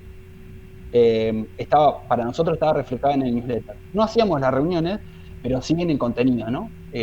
Nos daba la guía de los temas que íbamos a seguir durante el día, o sobre los que íbamos a hablar, o sobre los que íbamos a profundizar. Entonces los editores y los redactores, que eran dos, Caro y Félix, eran nuestra guía editorial, humana, ¿no? En este sentido monitoreaban los temas, chequeaban las fuentes, escribían las notas, hacían los resúmenes, revisaban los guiones de los videos, etc. Después una segunda instancia que son robots y redes, que de esto hay mucho para ver. Nosotros usábamos 3 herramientas principales. La primera era Spike, que es como un Google Trends con esteroides, mucho mejor porque, por ejemplo, Spike podés seleccionar partes geográficas específicas, trabaja con Instagram, en su momento trabajo con Snapchat, podías hacer búsquedas de Instagram o Snapchat, por ejemplo, ponías, no sé, Guns N' Roses en Argentina o en Buenos Aires y te salía todo lo que la gente estaba publicando sobre eso. Se llama Spike, es de Newsweek, de una empresa que se llama Newsweek, es muy buena, es paga, es una herramienta paga. Después teníamos Google Trends, que es la que todos usan, y además nosotros teníamos el contacto con Google para hacerle consultas sobre Google Trends, que era cosas que queríamos saber y no aparecían en la herramienta, y CrowdTangle, que también la deben conocer, que es de Facebook, ¿no? Y podría seguir nombrando, podría decir Six en Google Analytics, Charby, Topics para videos, etc. Después los colaboradores, que eran, como les dije, periodistas y comunicadores a los que les pagábamos por producir contenido. Y esto es interesante, a mí me interesaba mucho porque una de las prácticas de otros medios tradicionales que queríamos solucionar era que los periodistas escribimos la nota, o muchos todavía lo siguen haciendo, escriben la nota en Word y la mandan, y la mandan por correo a la nota en Word, entonces le llega a un redactor y el redactor en medio tiene que editarla, darle formato, subirla a la plataforma. Entonces nosotros no queríamos pasar por ese proceso y lo que empezamos a usar era Medium para subir las notas de los colaboradores, o sea que nuestro colaborador se suma a Medium y escriba a él la nota, le dé el formato que quisiera, sin usar nuestro CMS, que no era muy bueno en ese tiempo. Entonces, y esto fue raro porque lo probamos con 2 o 3 colaboradores, les gustó, y después ni siquiera lo editábamos. O sea, las notas, los colaboradores publicaban las notas ahí y nosotros lo construimos eso en un producto. Lo construimos en un producto porque vos entrabas al Medium de uno o artículos.uno.com.ar y veías solo eso. Veías el Medium, que eran los artículos originales de los colaboradores. Y después, a través de RCS, nosotros chupábamos esos contenidos y después nuestros editores editaban la nota, le daban el formato para nuestro sitio web y veían en qué instancia le iban a usar en todas las demás redes. Pero estaba bueno porque comparabas, por ejemplo, 2 notas, cómo había sido editada, ¿no? Por el autor original y por nuestros editores. Y muchas veces la gente miraba las 2 notas y nos decía, che, acá se equivocaron, acá hay un error. Pasaron una cita que no era, pusieron mal esto. Entonces estaba súper bien. Y estas notas de colaboradores, de periodistas a los que nosotros le pagamos, también se podían convertir en otra cosa. Acá, si ven, Carolina te cuenta cómo ser un adolescente trans en Argentina, que era una nota de Medium bastante larga, era una crónica bastante extendida, se convierte en un video de Instagram de menos de 1 minuto, con la ayuda de la colaboradora, ¿no? Y eso para que vean cómo cada historia, así como en Taringa reescribíamos las notas que hacíamos, también cómo cada historia tenía un formato diferente, una especificidad diferente para cada plataforma. Y por último, y esto lo dejé para lo último porque es donde más ejemplos quiero tener, pero es lo más importante en realidad la diferencia con los medios tradicionales es el input de la comunidad, ¿no? Nosotros trabajamos muy de cerca con nuestra comunidad. Es más, muchas de las cosas que hacemos las transmitíamos en vivo. Y esto que ven acá es un board público de pedidos de la comunidad de uno. Es decir, notas que la gente nos pedía que hiciéramos y nosotros las archivábamos, las curábamos todas y las poníamos en un lugar en donde podíamos votarlas, comentarlas y asignarles un estado, ¿no? Entonces acá ven, por ejemplo, la primera es hago una ilustración sobre igualdad, la segunda es quisiera que hagan algo referente a la donación de órganos y tejidos, la tercera es qué carajo significan estos términos económicos 2, la cuarta es expliquen con un dibujo cómo funcionan los estornudos. Entonces ven cómo todo eso nosotros canalizábamos o curábamos los pedidos de la audiencia en esta plataforma. La votábamos nosotros internamente, pero también les pedíamos feedback a ellos. O sea, si Carolina en Instagram me había dicho que quería una ilustración sobre igualdad, íbamos a Carolina y le preguntábamos, hacía un chat o una videoconferencia, Carolina, ¿qué te imaginás vos que es una ilustración sobre igualdad? ¿Qué querés que diga? ¿Qué te imaginás? ¿Qué te parece importante decir? Entonces, ¿dónde estaba esta plataforma? ¿Cómo accedían a esta plataforma? ¿Cómo? ¿Dónde estaba? Es un enlace, está creo enlazado acá, mirá. Es User Report, es una plataforma gratuita. En realidad se usa para hacer feedback de experiencia de usuario, ¿no? Por ejemplo, gente que está navegando un sitio y cómo ve la muestra A y la muestra B, si ve un video o ve una foto. Pero nosotros lo usamos para eso. Se llama User Report y ves, incluye sus comentarios, lo podés filtrar por populares, por recientes, por ideas que ya están cerradas. Tipo, esta muestra todas las ideas que ya hicimos, por ejemplo, ¿no? Situación PAMI Argentina, ya la hicimos o fue descartada. Cami nos pidió que sumemos info a la infografía del Día Mundial contra la trata, ya está, la hicimos. Sí, sí. Lo están viendo ahí, ¿no? Ahora vuelvo a la presentación, a ver si no... Sí, está ahí. Si no se me... Bien. Bueno. Nada, y es una plataforma gratuita de producto que nosotros usábamos para hacer contenido, ¿no? Para la audiencia. O sea, hacían el llamado por redes y enlazaban esta plataforma. Sí, en realidad ni siquiera llamado, porque esto era mucho, iba surgiendo sobre la marcha, ¿viste? Publicábamos ahora vamos a ver algunos ejemplos, publicamos una infografía de X de animales que se están extinguiendo en el mundo y alguien comentaba, che, háganlo con animales de Argentina, y nosotros lo sumábamos acá y quedaba. Y eran cosas que muchas veces había temas que agarrábamos 3, 4 semanas después, pero no era que habíamos llamado un call to action para que nuestra audiencia nos tirara ideas, sino que eran ideas que iban surgiendo, por ahí surgían en un comentario de Instagram, por ahí surgían en una respuesta, un feedback a un mail, por ahí surgían en Twitter, por ahí en un vivo de Facebook.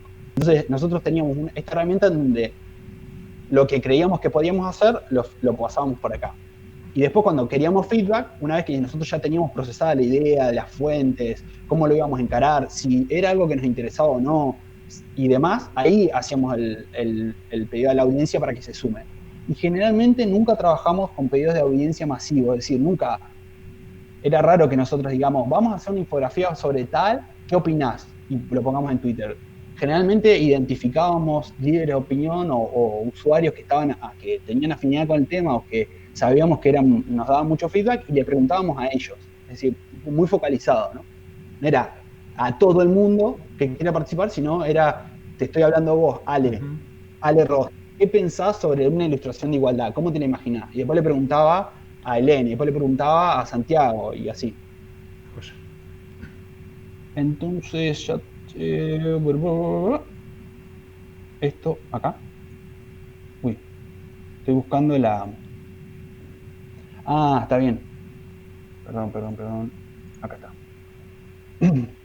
Ahí están viendo, ¿no? Comunidad. Y si paso en esto, modelo Harkin. Bueno, cuando me preguntaban cómo nosotros incluíamos a las audiencias, nosotros la aproximación de nuestra forma de abordar a las audiencias para producir contenidos es usa el modelo Harkin, que ustedes seguramente lo analizaron, lo vieron según lo que me contaron Ale y Fabi en Redacción, un medio argentina, digital, nativo, que lo usa mucho esto. Entonces, lo que dice básicamente es la parte de la izquierda grafica la forma de trabajar de los medios tradicionales. Si ven la línea verde es el trabajo de la redacción y la línea rosita o morada es la interacción con el público, ¿no? Entonces, ¿qué hacemos en los medios tradicionales? Esto es diario, radio, tele, todos los medios masivos. Trabaja la redacción, trabaja, y acá todo en el pitcheo, o sea, en la presentación de los temas, en a quién se le asigna, y en el reportaje o trabajo de campo, y hasta que se publica, la audiencia no participa en ninguna de estas instancias. Entonces, cuando nosotros como periodistas publicamos en el medio tradicional, nos olvidamos, es decir, la línea verde baja, y recién ahí la audiencia forma parte. Entonces la línea rosa sube, ¿no? Y nosotros como periodistas nos olvidamos porque publicamos la nota en el diario, y listo, y a otra nota. El modelo Harkin, que está a la derecha, lo que dice es que nosotros tenemos que integrar a las audiencias desde el primer momento de la cobertura, de la construcción de un acontecimiento, de una noticia, de una información, ¿no? Y lo que hay que hacer para eso es saber escucharlas. Entonces lo que proponen es que, por ejemplo, durante el pitcheo, es decir, durante la presentación de los temas, vos les hagas preguntas a las audiencias. Y pueden ser a muchas, como esto que estábamos hablando, lo digo por Twitter y por Facebook a todo el mundo, o a pocas, a un grupo reducido, pero que los haga formar parte, ¿no? Esto en redacción se ve mucho cuando piden ayuda para completar encuestas para cubrir temas. No sé, por ejemplo, van a cubrir cambio climático y te dicen, che, ¿cuáles son las problemáticas que vos más te preocupan sobre la crisis climática? Y te dan un cuestionario, vos votás, y es una forma de incluir a las audiencias en la presentación, en la selección de temas, ¿no? Entonces te dice que les hagas preguntas en un primer momento, que después los hagas participar a través de una votación, es decir, de estos 3 temas de crisis climática, vamos a hacer uno, ¿cuál elegís? Y después que lo lleves con vos a hacer la cobertura, que construyas la noticia. Es decir, por ejemplo, si vas a entrevistar a alguien, que lleves a un usuario, que lleves a alguien de la audiencia que te ayude a hacer la entrevista o que directamente haga la entrevista por vos, ¿no? Que le des acceso a la audiencia a los espacios que están tradicionalmente reservados para el periodismo o para la prensa, si se quiere, ¿no? Por ejemplo, llevar a alguien a una conferencia de prensa que nunca haya ido. Dice Guadalupe García, ¿qué pasó? Uy, ¿se le cayó? Guada F5. Bueno, este es el modelo de aproximación que nosotros usábamos, lo usamos durante todo el tiempo. Y ahora les voy a mostrar ejemplos de esto, ejemplos de este modelo. Este es un pedido en Twitter, acá Flor, fíjense cómo era la conversación en multiplataforma, ¿no? Flor vio una story de Santi Maratea en Instagram Story sobre apostasia y nos pidió a nosotros por WhatsApp que habláramos del tema. O sea, nos dijo, che, vi esta historia, me pareció interesante, quiero saber más. Y nosotros lo publicamos en Twitter, hicimos un video, entonces averiguamos cómo es la relación entre Argentina y la Iglesia Católica. Si a los curas se les paga, si no, cuánto, por qué, cómo darse baja de la Iglesia Católica, cómo funciona, por qué, desde hace cuánto tiempo y demás. Pero fíjense, la conversación es cruzada, o sea, sobre múltiples medios. Flor lo vio en Instagram y me lo pidió por WhatsApp. Y nosotros lo publicamos en Twitter como un video de Facebook. Y esas complejidades, nosotros, si se fijan acá, siempre, fíjense que estamos mencionando al usuario que lo propuso, o sea, con arroba y todo. No es que nos hacemos, se nos ocurrió esta idea genial. Entonces, acá tienen otro ejemplo en Instagram. Esta fue casual. Hicimos una infografía sobre 4 animales del mundo y esta chica Leli nos dijo, che, hagan una sobre animales de Argentina. ¡Pum! Infografía sobre animales de Argentina. Fíjense que también está robada Leli, @Leli Bazán, ¿no? Y esta es otra que acá ya se va profundizando, pero fíjense cómo nosotros estamos pendientes de todo el tiempo escuchar a la audiencia. Esto es un mensaje privado que le manda una usuaria a Mai en su teléfono personal. Y le dice, bueno, hola, ¿cómo estás? Te sigo, me encantan las historias que pones, qué sé yo, qué sé cuánto. Y dice, soy trasplantada y mucha gente no sabe sobre cómo y qué donar. Quiero que hablen sobre ese tema, donación. Entonces nosotros hicimos un video en Instagram. Esto fue un DM, entonces, un DM en Instagram, pero a la cuenta privada de Mai, no a la cuenta del medio. Entonces, Mai lo trajo al medio y nosotros producimos un video sobre eso. Y por últmo, por ejemplo, estos pedidos de coyuntura informativa, en donde acá, esto es en Facebook, nos pidieron los chicos más jóvenes, cuando quebró Snow Travel, que era una agencia de viajes, y muchos habían quedado varados, no sabían si se iban a poder ir de viaje o no. Nosotros no lo habíamos tocado, lo teníamos en el radar al tema, pero no lo habíamos tratado puntualmente y nos empezaron a pedir, che, necesitamos que hablen de esto, que hablen de esto, que hablen de esto, y definitivamente hablamos. Incluso acá, si ven, es una chica que tenía un paquete de viaje egresado y uno de los coordinadores que le había vendido ese paquete y están hablando, conversando sobre este tema. Entonces, en esta instancia, nosotros escuchamos a la audiencia, pero creemos que así como el contexto es Dios, el periodismo es una conversación y debe ser una conversación. Lo dijo Jeff Jarvis en la media parte del 2019 y dice que él explica que los contenidos son un commodity. O sea, todo lo que publicamos, todo el contenido majestuoso que hacemos como comunicadores es un commodity y que tenemos que centrarnos en conversar, ¿no? Entonces eso nos pone en una idea radicalmente opuesta a la de los medios tradicionales, al broadcast. Y les traje los últimos ejemplos sobre esto. Fíjense que nosotros esto de conversar nos lo tomábamos muy en serio. Acá hay un caso de un posteo en Facebook con una infografía sobre cómo usar lenguaje inclusivo que tuvo más de 6.000 comentarios. Entonces, nosotros no respondimos todos los 6.000 comentarios, pero sí es muy importante cuando estás conversando con las audiencias estar en el momento en el que publicás. Es decir, publicás y estar media hora, una hora después respondiendo comentarios, porque después lo que suele suceder es que se empiezan a repetir. Pero acá lo interesante, fíjense, están viendo, ¿no? Esto que tiene circuitos rojos. Fíjense que acá lo interesante es cómo nosotros, los comentarios en Facebook, no son al azar, están diseñados y usan diferentes fuentes. Fíjense que el primero, el círculo del medio, tiene un enlace a una nota del Gato y la Caja. Tiene la respuesta a David, que dice, aprendan del gobierno francés, quien ya prohibió los textos oficiales, y tiene una respuesta con un texto muy complejo que aborda en el Gato y la Caja que hacen ciencia, ¿no? Y después, por ejemplo, hay otra usuaria a la que le respondimos, pero con un enlace a una nota del País. Y fíjense que esto es de colaborar con otros medios, porque estamos usando el contenido que ya tenían ellos, que lo explican mucho mejor que nosotros, para que la gente pueda profundizar. Esto se da en Facebook.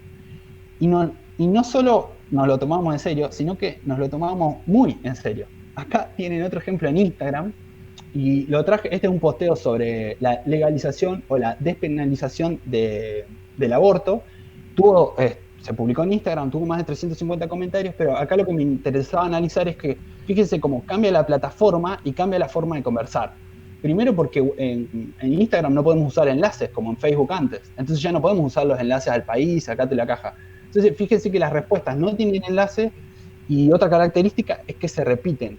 O sea, hay muchos mensajes que nosotros repetimos, pero no repetimos siempre igual. Fíjense, acá en la imagen de la derecha, a Juana Guerrero le respondemos, dice todes, porque en la infografía usamos la palabra todes al final, ¿no? Entonces dice todes, what the fuck, ahí la cagaron bastante. Entonces nosotros respondemos, nos encanta el lenguaje inclusivo. Pero mucho más abajo, a Sad Chirimoya, le respondemos lo mismo, nos encanta el lenguaje inclusivo y cambian los emojis. O sea, la repetición pero siempre con un diferencial, ¿no? Aunque sea el emoji, no importa. Y bueno, ya lo llevamos a otra instancia, esto es conversaciones privadas, o sea, ya no son públicas directamente, en donde nosotros antes de construir una información, una nota, cualquier cosa, diseñábamos muchas veces la información, la conversación, antes de construir la nota. O sea, pensábamos, la nota va a ser sobre esto y vamos a charlar sobre esto, esto y esto. Eso a medida que vas practicando cada vez es más fácil.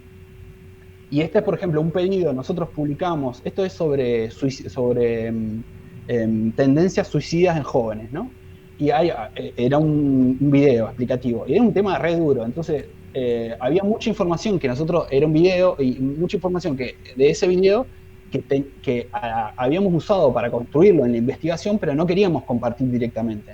Entonces fíjense que, por ejemplo, acá, Nadie Brom, que es la chica que pide el mensaje, dice, excelente, me gustaría saber más sobre la luz azul, que es una luz azul que en Japón pusieron en algunas estaciones de trenes al final del andén, y eso en algunas zonas puntuales prevenía los intentos de suicidio. O sea, la tasa de intentos, no de suicidios reales, de intentos de suicidio bajaba porque había una luz azul al final del andén.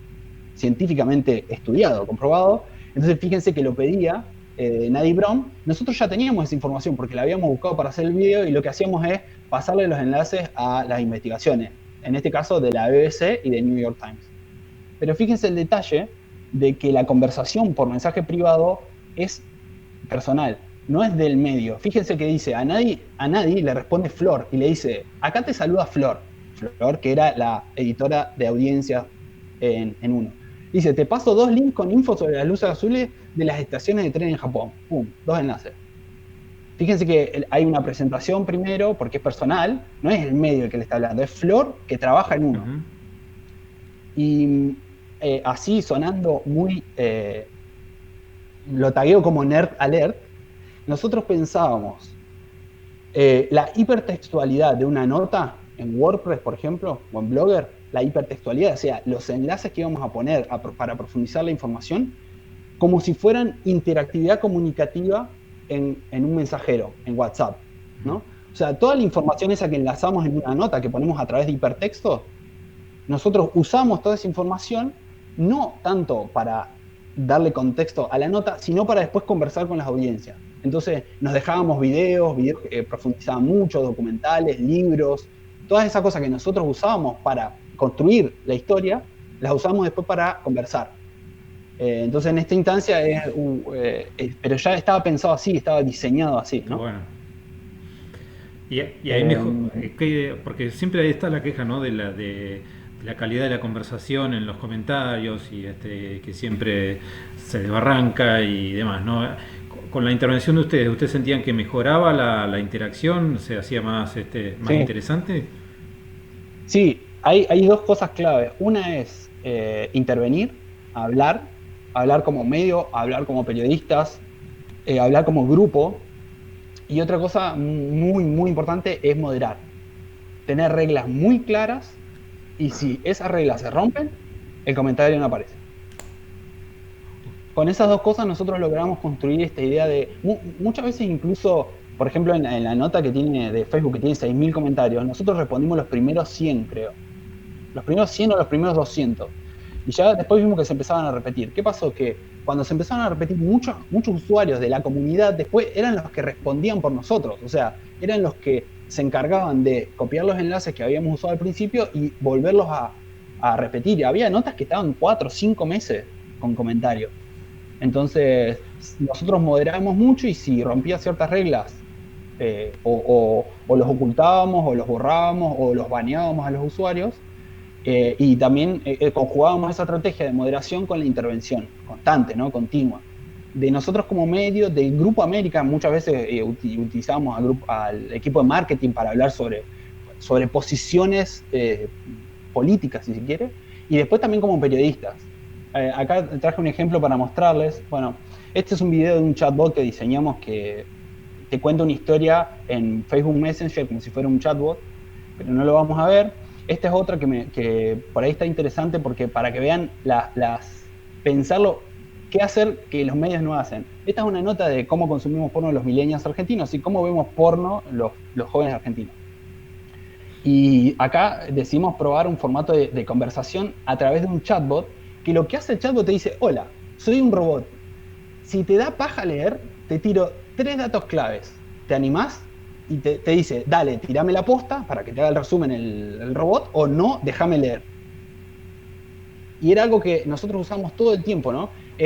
Era la misma información que tiene la nota convertida en un bot que te la resumía, así como los resúmenes visuales que hacíamos para chequeado. Esto era a través de un bot. La información era la misma, nada más que una era una instancia, un contexto de conversación, y otra en un contexto de interacción, de lectura de música tradicional. Claro, una interacción tradicional.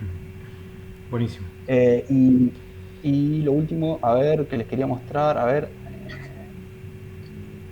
Bueno, esto era, nosotros charlábamos mucho en WhatsApp y teníamos una estrategia, llegamos a tener 6.000 usuarios en WhatsApp, y acá ven, por ejemplo, un post en WhatsApp, el primero, el del medio es un status de WhatsApp que es como una story, y después había muchas preguntas sobre quién respondía a WhatsApp, porque respondíamos de forma puntual e individual, esto que yo le digo, poniendo tu nombre, tu usuario, diciendo quién sos, tus redes sociales.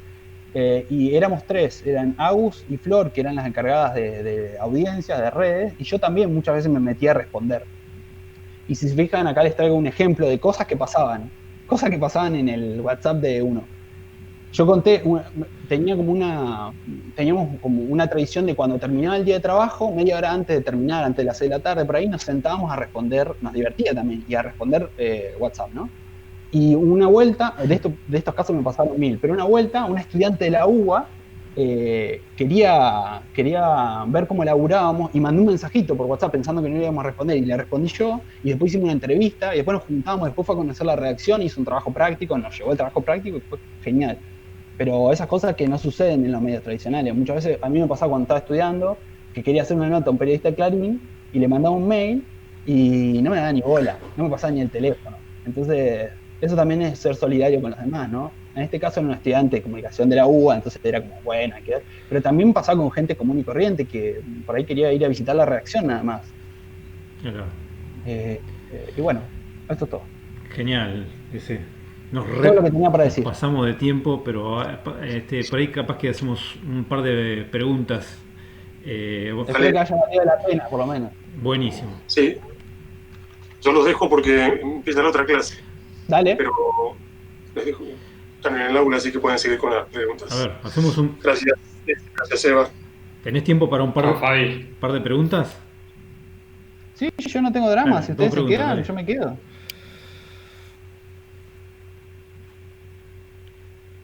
No hay preguntas. Están todos con la mente seca. Levante la mano o hablen ya directamente, así no le robamos más tiempo. Y si no hay preguntas, está todo bien.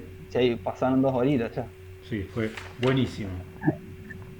Lucas, dale, Lucas. Ahí está, Lucas. Ese se tiene que ir a la clase, Fabi. Dale, chau, ese. Tocayo, que siga bien. Chau, ese. Yo quería saber si, más allá de toda esa innovación que hacían en cuanto al formato, también se lo planteaban en cuanto a las temáticas. Sí, generalmente como la audiencia era joven, las temáticas eran de audiencias jóvenes, ¿no? Nosotros, si te fijás, los ejemplos que mostré eran sobre aborto, legalización del aborto, lenguaje inclusivo, justicia social, igualdad de las mujeres, feminismo, tecnología, porque estamos como generación atravesados por el determinismo tecnológico. Entonces nosotros muchas veces hacíamos sobre ese determinismo tecnológico la típica de sale una nueva función de Spotify, pero también el análisis de cómo usábamos Spotify los jóvenes para comunicarnos, para sentirnos acompañados, para construir comunidades, cómo las playlists como concepto abstracto nos unían o nos diferenciaban, cómo eso definía nuestras identidades. Entonces había una mezcla, pero sí, obviamente las temáticas estaban atravesadas, más allá de la coyuntura informativa, muchas veces por la mirada joven. Es decir, si el dólar se disparaba, a nosotros nos importaba, pero nos importaba saber cómo le impactaba a los jóvenes, no a toda la sociedad. Aunque entendíamos una estrategia del Banco Central, era muy poco probable que la explicáramos. A eso es lo que voy. Dale, Mica, no hay drama. Gracias, Creo gracias. que se tienen que ir todos ya, porque ya teníamos la clase hasta las 6. Tengo que irme, listo, compañía, chau. Buenísimo todo. Muchas gracias. No vamos a hablar tanto. Muchas gracias y bueno, seguimos en contacto. Tremendo ese. Y esperen la charla de Seba con la perspectiva de un medio tradicional, que esa va a estar buena también. Sí, pero yo no hablo de contenido, porque no sé nada, así que